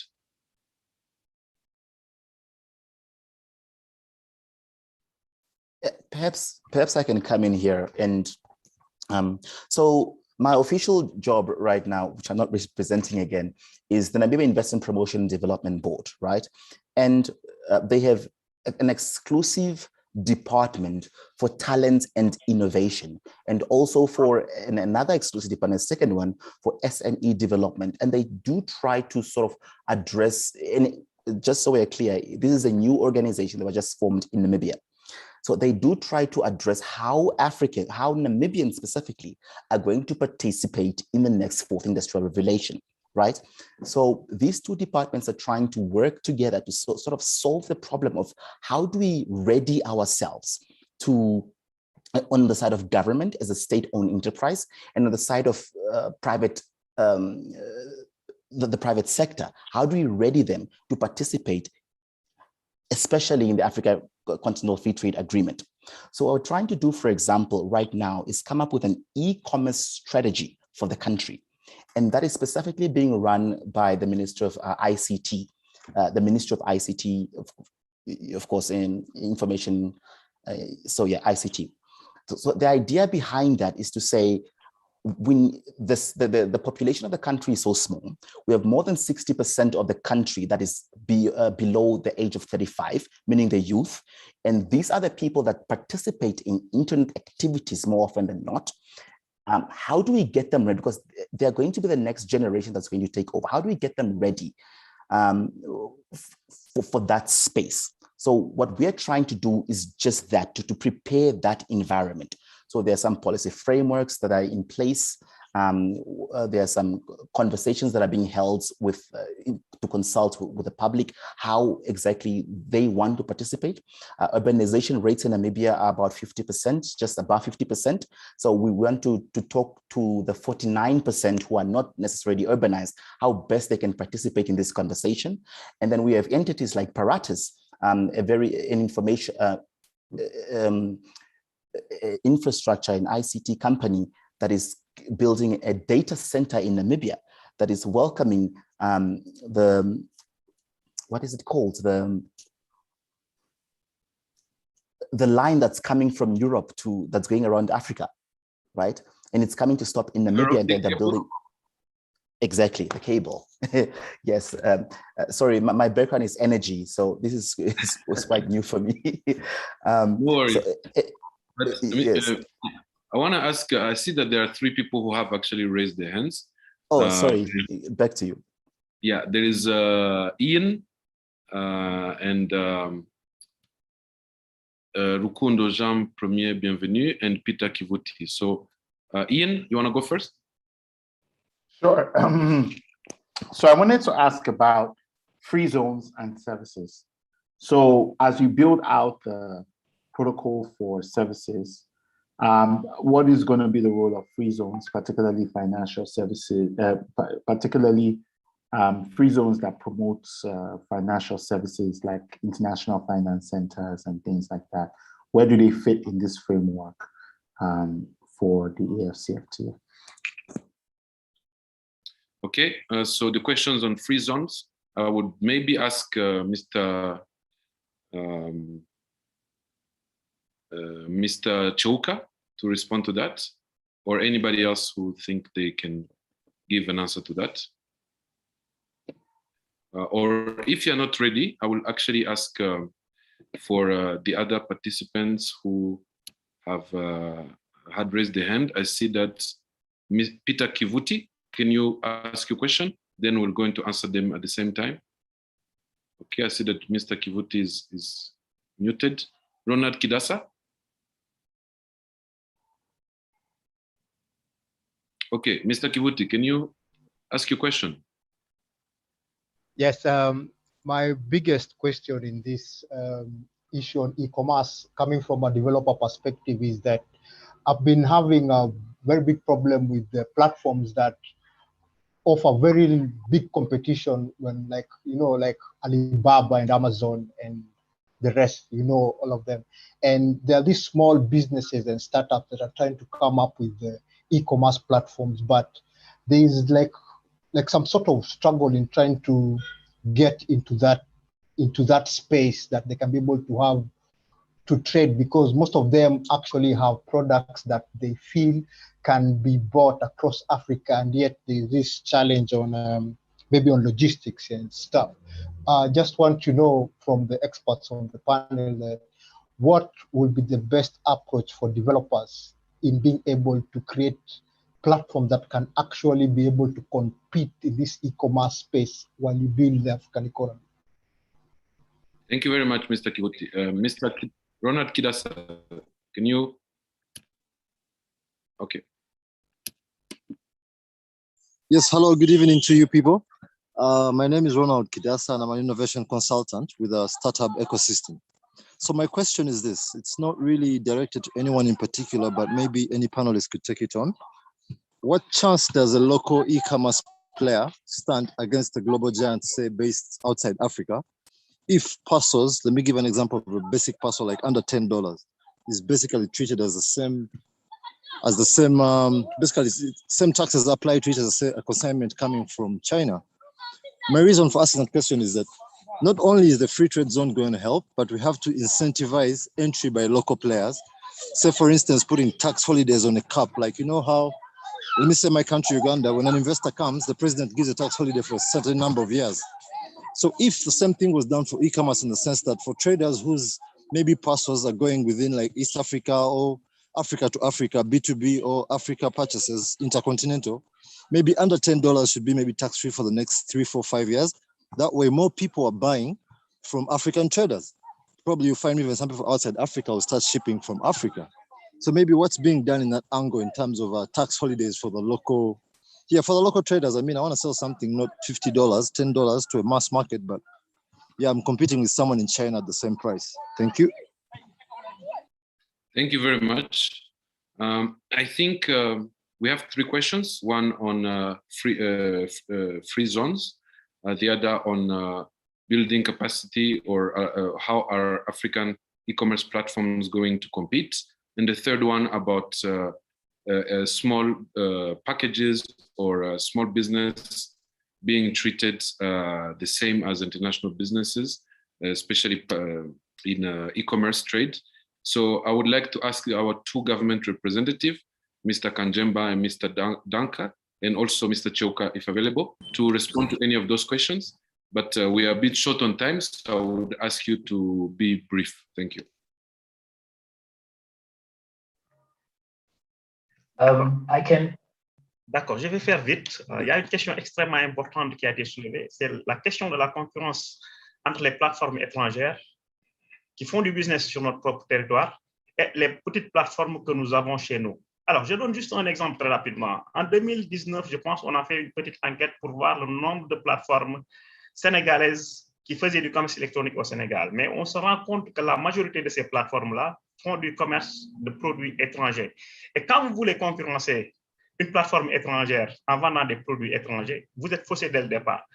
Deuxième constat, c'est que, et ça, je pense, il y a la CNUSET qui est présente, c'est une étude, je pense, qui a été faite par la CNUSET qui disait qu'aujourd'hui, les petites et moyennes entreprises africaines ont du mal aujourd'hui à accéder aux grandes plateformes.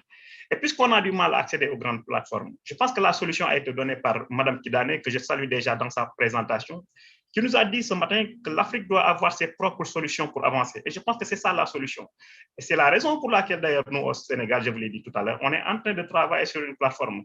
Pas pour une plateforme qui va concurrencer les plateformes étrangères, parce que c'est déjà, ce sera très difficile déjà, pas impossible, mais très difficile.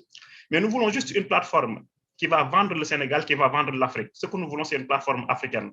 Comme il y en a des plateformes américaines et peut-être chinoises, nous également, on est en train de travailler sur une plateforme qui serait une plateforme africaine. Et fort heureusement, Tapia l'a rappelé tout à l'heure, au niveau de l'Afrique également, de l'Union africaine, on est en train de réfléchir sur une stratégie globale de l'Union africaine. Et je pense que c'est une stratégie qui est beaucoup en avance. C'était ça que je voulais dire par rapport aux questions. Merci beaucoup. Merci beaucoup. Est-ce qu'il y a une réponse de la part de M. Kanjemba ou bien M. Chioka, rapidement? Chioka, je vois que vous êtes... I see that you're ready to speak. Sorry. Oh. Mr. Chioka. Thank you very much. Just to add on to what my colleague indicated, that we need unique solutions for unique African challenges. So I'll buttress on that, and then I'll go on to indicate that Africa's business landscape is primarily primarily consists of the MSMEs. So, and these are the ones that want to trade, and these are the ones that employ quite a number of people. So if the focus of the protocol on digital trade focuses on this vulnerable group, I think it will definitely be able to apply to everyone else. So I think the main focus, firstly, is to develop a protocol that applies to unique African challenges, as well as that specifically addresses the challenges of MSMEs and their marketability as well as discoverability in e-commerce marketplaces. Thank you. Thank you very much. So due to time, I think we cannot have any more questions at this point, but I would encourage you to share your questions in the chat. I want to invite Mr. James Hoey, the Senior Advisor, International Marketing and Branding, International Trade Center, to share 3 main things e-commerce operators should know as they explore new markets in Africa. And Mr. Hoey, the floor is yours. Okay, well, thanks. Just first of all, a couple of comments about e-commerce in Africa and the fact that we observe how hard it is. In our recent analysis, we actually found that measuring the volume of activity in Africa on e-commerce platforms, in this measure, the market actually contracted over the 3 years from 17 to 20, even while the rest of the world was booming. So this was from a tool called the Africa Marketplace Explorer, which is available for everybody through our Ecom Connector platform, which offers tools to do e-commerce. So we're in the business of updating the tool for this year, and I've got some preliminary results, which are somewhat surprising. That the contraction continued last year despite the COVID. Despite the boom that we saw in the announcements from some marketplaces that COVID had accelerated some e-commerce activity, and indeed online payments did particularly well. It's a nuanced story for the whole of Africa because, of course, the economic implications have also caused a downturn, and some of the successful players in marketplaces withdrew from certain countries and closed their activity. So first of all, it's difficult, and as we've heard from the other speakers, e-commerce in Africa is different. It needs to be different. So some of these success stories we've just heard need an adaptation for African marketplaces to be able to compete. So for the 3 questions, what would be the 3 areas? I mean, I was asked, consistent with our work, which is supporting entrepreneurs, supporting institutions to understand e-commerce and make it happen across the continent, what would be the 3 areas to look at? And my first thing would be to look at marketplaces, the African marketplaces themselves, and to research them properly and make a careful selection. Our tool is a good start to do that. There are something like 630 marketplaces in Africa with nearly 2,000 websites operating, but the majority are classified sites. So these are a bit the old style tech that they're not transactional. They don't necessarily incorporate a payment solution. They're like small announcements. Those remain very, very popular in Africa, but they're in decline in terms of the activity. And you see there's a shift quality in Africa towards the most capable, the most high-tech sites. We believe that African consumers are looking for that. The sites that sell new goods perform better than second-hand goods. Those that have a payment solution perform better. But there's also this area that's very relevant for the AfCFTA about how many marketplaces cover a number of countries. And only the minority of marketplaces cover more than one African marketplace. And we found that there is also a lack of openness to sellers from other countries, which is a real problem moving forward. African e-commerce markets are domestic, market by market. Those that do sell across borders, those that offer these higher tech solutions, grew a lot more. So the first thing is, as a seller, to do the homework properly on which marketplaces accept you, which countries you can be listed on. And then, as we heard, the issue of payments is a big one. Now, there was an announcement, I think yesterday, that you could look at the work under the AfCFTA with the Afreximbank to launch a Pan-African payment settlement solution, which is very exciting for this thing that we all agree would be transformative for Africa, to make payments more efficient, more cost-effective.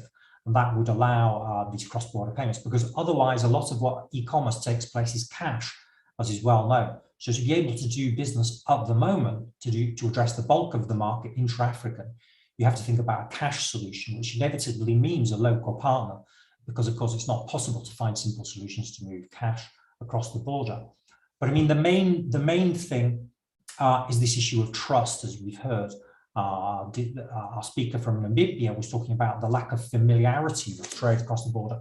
And that's part of a bigger thing which touches us. And we think it's a very important perspective to take within the discussions for the Digital Trade Initiative. There are those areas that we saw that take a priority, and they're the easy but technical areas like data security. Consumer protection is more problematic, but things like product standards and origins, all of those are a legislative governmental area about stimulating trust. But of course, trust happens in a space beyond governments or legislation. In fact, e-commerce first started, perhaps we can credit in the US with eBay, before there was any of that in place.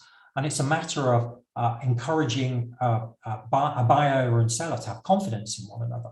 And there are a number of lessons. I mean, there are business lessons that we do a lot to train on and support companies in improving the quality of information that's offered, making sure simple things like photos are very, very important, that they're high quality and they're extensive, but that the goods themselves are described in extensive detail.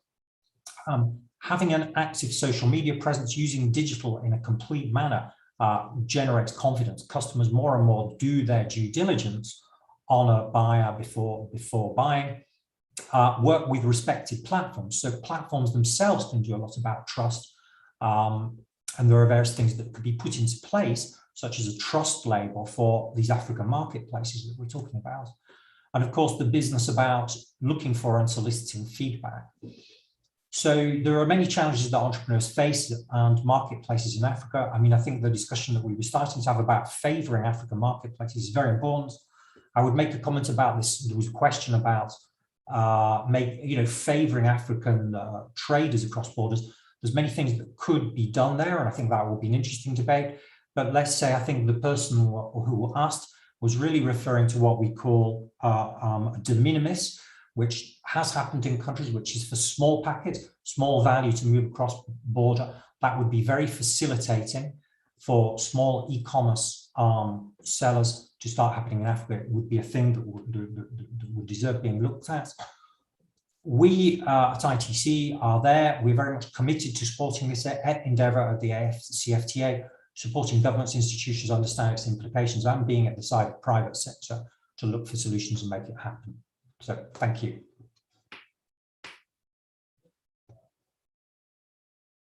Yes, thank you very much, Mr. Howie. I want now to move on to the e-commerce operators and giving them the floor. We move to the discussion, what do we want to have in the e-commerce protocol?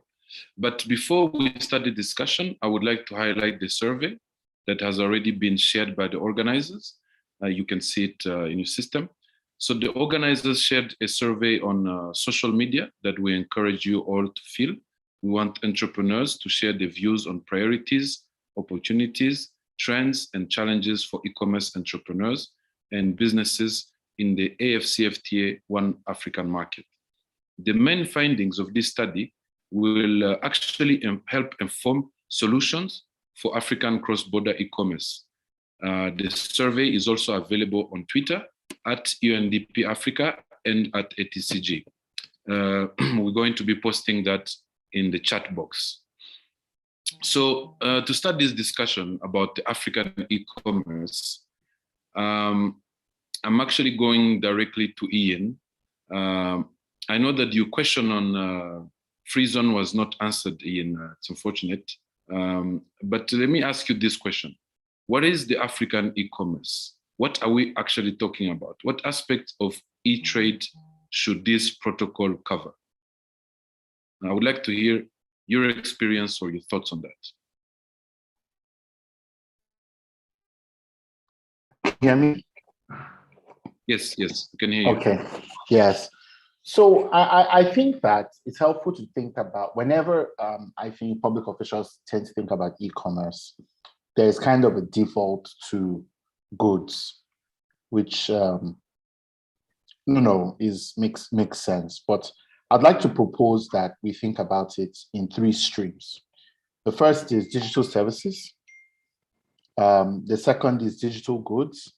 And then the third is, physical goods.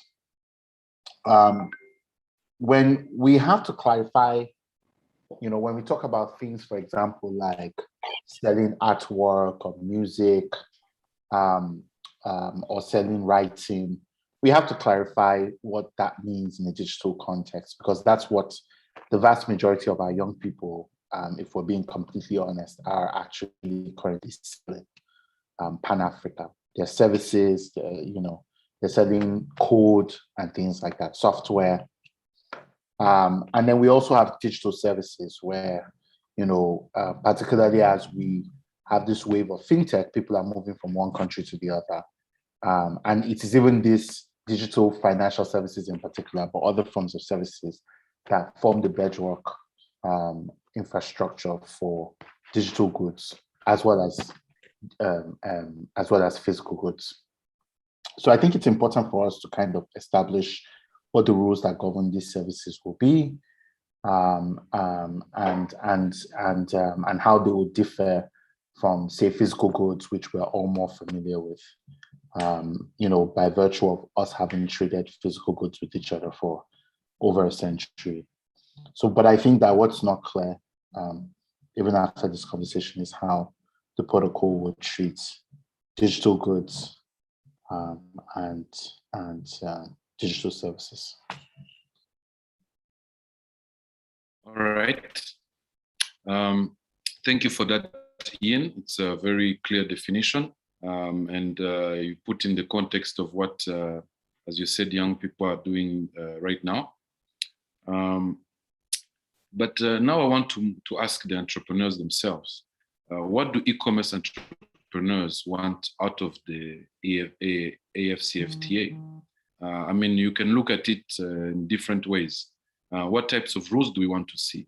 What are some Africa-specific issues to consider? What frameworks can aid in the harmonization of tax and trade laws? How can consumers' privacy be better protected? How can the AfCFTA guide and inform firms about customer duties and procedures?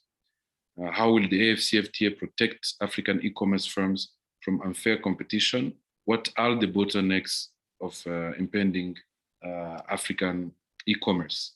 So I would like to ask the e-commerce entrepreneurs who are part of this discussion to please raise their hand, or Ian, if you have something to contribute, I would welcome you as well.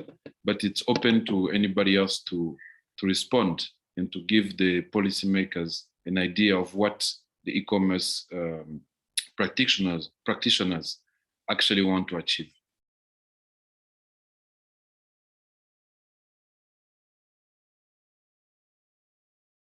And while we wait for someone, I will remind you that we have the polls on social media, and maybe I will be saying what polls we have. So the first poll is, will harmonized tax law make it easier for firms to do e-trade? And the answer should be A, yes, B, no, or C, maybe. That's poll 1. So I see that we have Semi Mutuku. I will open the floor for you. Hello, can you be able to hear me? Yes, we can hear you. Okay, so my name is Sami and I'm from Nairobi, Kenya. So I've been in e-commerce. We started in 2013. We used to tell people go buy online, and it has worked. Now it has been able to catch up and flow. But what I would say about the African context is, for us to compete with the likes of Amazon, Alibaba, we need to build a platform. If countries build a platform that is built for Africa and made for Africa, each country needs to find what product they are good at and they package it and sell it. This way, the easy way, it's building a logistic system which will make goods to flow. Then the other one, the most important thing of all, is a payment system or payment method that is acceptable across all borders. That way, if I'm sending money to someone in Uganda, in Nigeria, it's one payment system.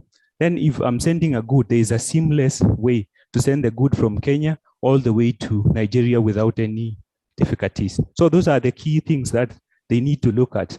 And the taxation, they need to look at it from a perspective of let it build, then the governments can take over. But the governments are usually very slow on getting things done, but we need them to move fast for Africa to be able to realize the e-commerce dream. But the fact is, Africans can be able to do it, and we can build something for Africa, and Africa has the potential that to build products that can be able to compete with the likes of Alibaba, Amazon, but it has to be tailored to the to the African terrain.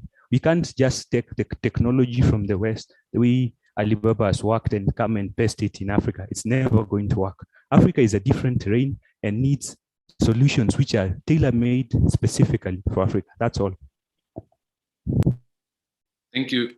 Thank you very much, Mr. Mutuku. I see that Mr. Kanjemba has also raised his hand. I think my contribution to this is an interesting case study from Namibia, for example. We don't normally use credit cards and debit cards to pay for on e-commerce platforms. We have the wallet solution, the whole phone solution where you have money and then you just transfer it between phones and whatnot. And that is very unique to Africa. In fact, it's very unique to the developing world. So even in the definition of e-commerce by the OECD and the UN, it does not necessarily accommodate the way we transact in e-commerce spaces in Africa. So we could use those platforms. We could redefine e-commerce in Africa so that we set the standard of what e-commerce is, as opposed of what the OECD or the East is trying to define what e-commerce could be. I think that's my contribution for now. Thank you very much, Mr. Kanjemba. I would ask Anthony that we have not yet seen the polls. So if you could please post them so that people can participate. Then after I share the first poll, I'm gonna share the second one. Will harmonize consumer protection laws make cross-border e-trade easier? And I think that's a pretty simple one. Now we can move on to rules and competition. And the question is, are there rules which have supported e-trade cross borders? Can anyone give an example? And B, how can the AfCFTA protect African e-commerce firms from unfair competition from multinational tech and e-commerce corporations? I think we have really spoken about these two issues previously, but okay, I see the poll. First poll is on, and I see that there is Mr. Asane who wanted to say something. Can I? Yes, but please quickly. OK. Ce que je voulais dire par rapport à l'harmonisation, c'est qu'aujourd'hui, une dynamique unitaire, une dynamique solitaire des pays ne paye pas. Ce qu'il faut faire, c'est avoir une dynamique unitaire. Et c'est ce qu'on est en train de faire dans le cadre de la ZLECAf. Très rapidement, quand on parle de commerce électronique dans la ZLECAf, on a tendance à dire que le commerce électronique n'est pas encore pris en compte. Et je voudrais vous dire qu'aujourd'hui, actuellement, à l'état de nos travaux, le commerce électronique est bel et bien pris en compte. Pourquoi je le dis? Si nous prenons les services qui sont libéralisés, on se rendra compte que ce sont des services qui permettent de promouvoir le commerce électronique. Le premier service, c'est le service de télécommunication, les services numériques. On ne peut pas faire du commerce électronique sans les services numériques. Or, aujourd'hui, la ZLECAf encourage à libéraliser les services numériques. On est en train de libéraliser les services financiers. On ne peut pas parler de commerce sans les services financiers. Et la ZLECAf encourage à libéraliser les services financiers.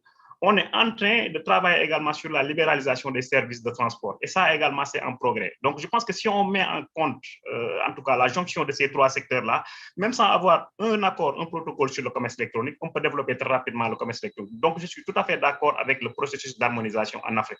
Merci beaucoup. All right. Thank you very much, Mr. Hassan. I would still encourage participants to type in their questions. We'll find a way to respond to them, even if we cannot allow everybody to speak. And I've shared the third poll. We'll now share the fourth one. Will a dispute settlement platform for cross-border e-commerce enhance confidence for e-transactions. So you will see the poll and you'll be able to answer it. Now, and I remind you that the polls are also available on social media for UNDP and for ATCG. Now, we can move on to the point before last, which is on payments. And the question here is, what is needed for cross-border payments to work as soon as possible? How can businesses make cross-border transactions and deliveries easier and faster? Some of you may have seen, I think it was announced yesterday, that we have that AfCFTA announced the operational rollout of the Pan-African Payment and Settlement Systems, or PAPSS. This is quite a development for the continent. It is driven by Afri-Exim Bank, and many have mentioned the importance of payments for the success of the AfCFTA. And so I would ask maybe Ian, I know you were involved heavily in payment previously. Can you respond to that question? What is needed for cross-border payments to work as soon as possible? Yeah, definitely. I think quite a number of the stuff that's needed is really creating this common framework for financial services. I mean, the way I would put it is there are probably like 3 streams of work. There's one stream of work that really involves technical integration with all the regional and national switches. So imagine a world where NIBS is connected to GIPS, is connected to the, the Southern Africa switch, connected to the East Africa switch. So being able to link all of that together, connected to the Yomo and the Bidao switches. So that basically kind of creates kind of a way for us to provide shared infrastructure. The second stream of work is around a common identity for bank accounts. So in Nigeria, you have BVN. In Kenya, you have some national ID system.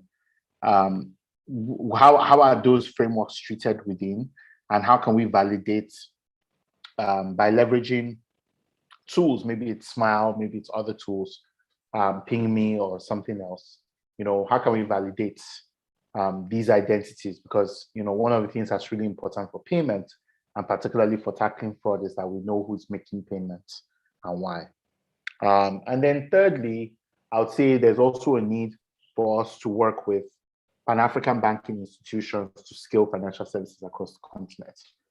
The likes of EcoBank have successfully done so, but primarily because they're they have regional representation. But imagine a world where the AfCFTA made it possible for banks to be able to scale much more easily across the continent.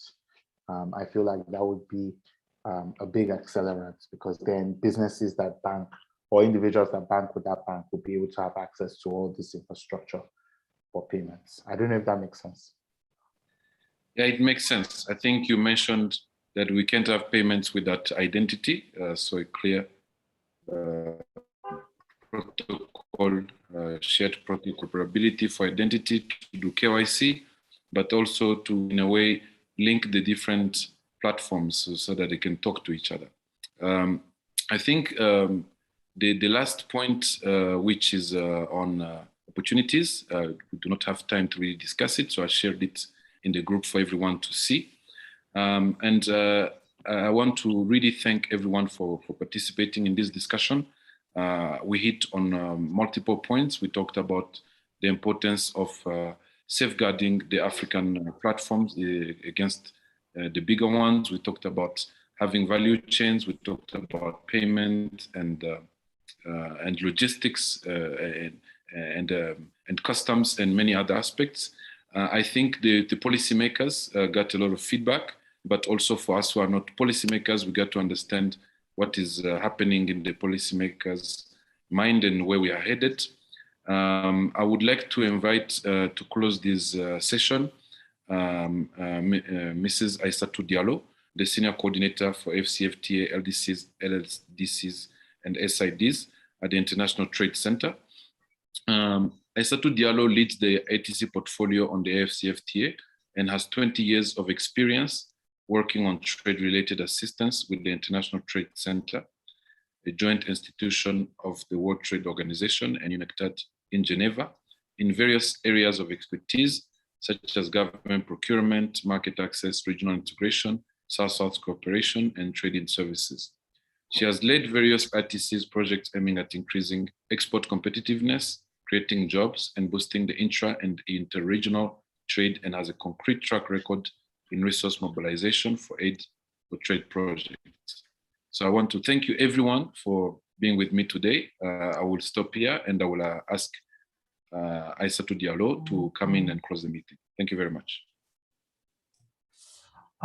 Malheureusement, je dois m'excuser de la part de Madame Diallo qui avait un empêchement, qui devait déjà partir, mais elle m'a laissé la responsabilité de dire quelques mots de remerciement aux organisateurs et de souligner quelques priorités de son point de vue. Elle a signalé surtout les commentaires de notre collègue du Sénégal sur l'importance de favoriser la production africaine et de faire en sorte, avec nos différentes innovations, que les chaînes de production africaines sont promues et développées, que les marchés de commerce électronique en Afrique devaient être positionnés pour mettre les produits et les productions d'origine africaine en priorité. Donc, certaines questions sont liées des certificats d'origine sont importantes, et aussi la notion de Made in Africa, qu'on est derrière la notion qu'avec la promotion numérique, la possibilité d'engager avec un grand public africain sur la disponibilité de produits africains, la qualité des produits africains et l'authenticité des produits africains. Donc tout ça, c'est un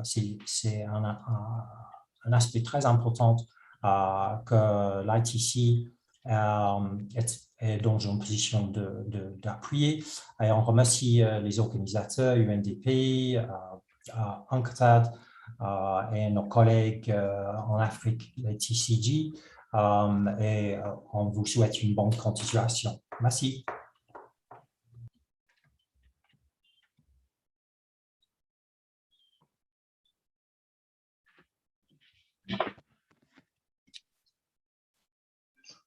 Thank you very much, Mr. Howie. And with that, this comes to the end of our meeting today. Ifi, do you want to close the meeting? Sorry. Yes, indeed. Thank you, everyone, for coming so far. As a reminder of where we started from, we know that there were a lot of things that weren't answered, but that's the whole point of this engagement. We want to understand what you're thinking already. We have seen some very interesting ideas as to parcels, as to how to put things in groupings and how to treat them. So the whole point of this is to say, what do you want to see in the AfCFTA? And we want to thank you all for your interesting ideas. Please complete this survey. That also helps us to have a better sense of what you're trying to see in the AfCFTA. And you'll see on our platform soon some summaries of the things that we have said and how we intend to move forward. So thanks to everyone and have a very nice day. Thank you.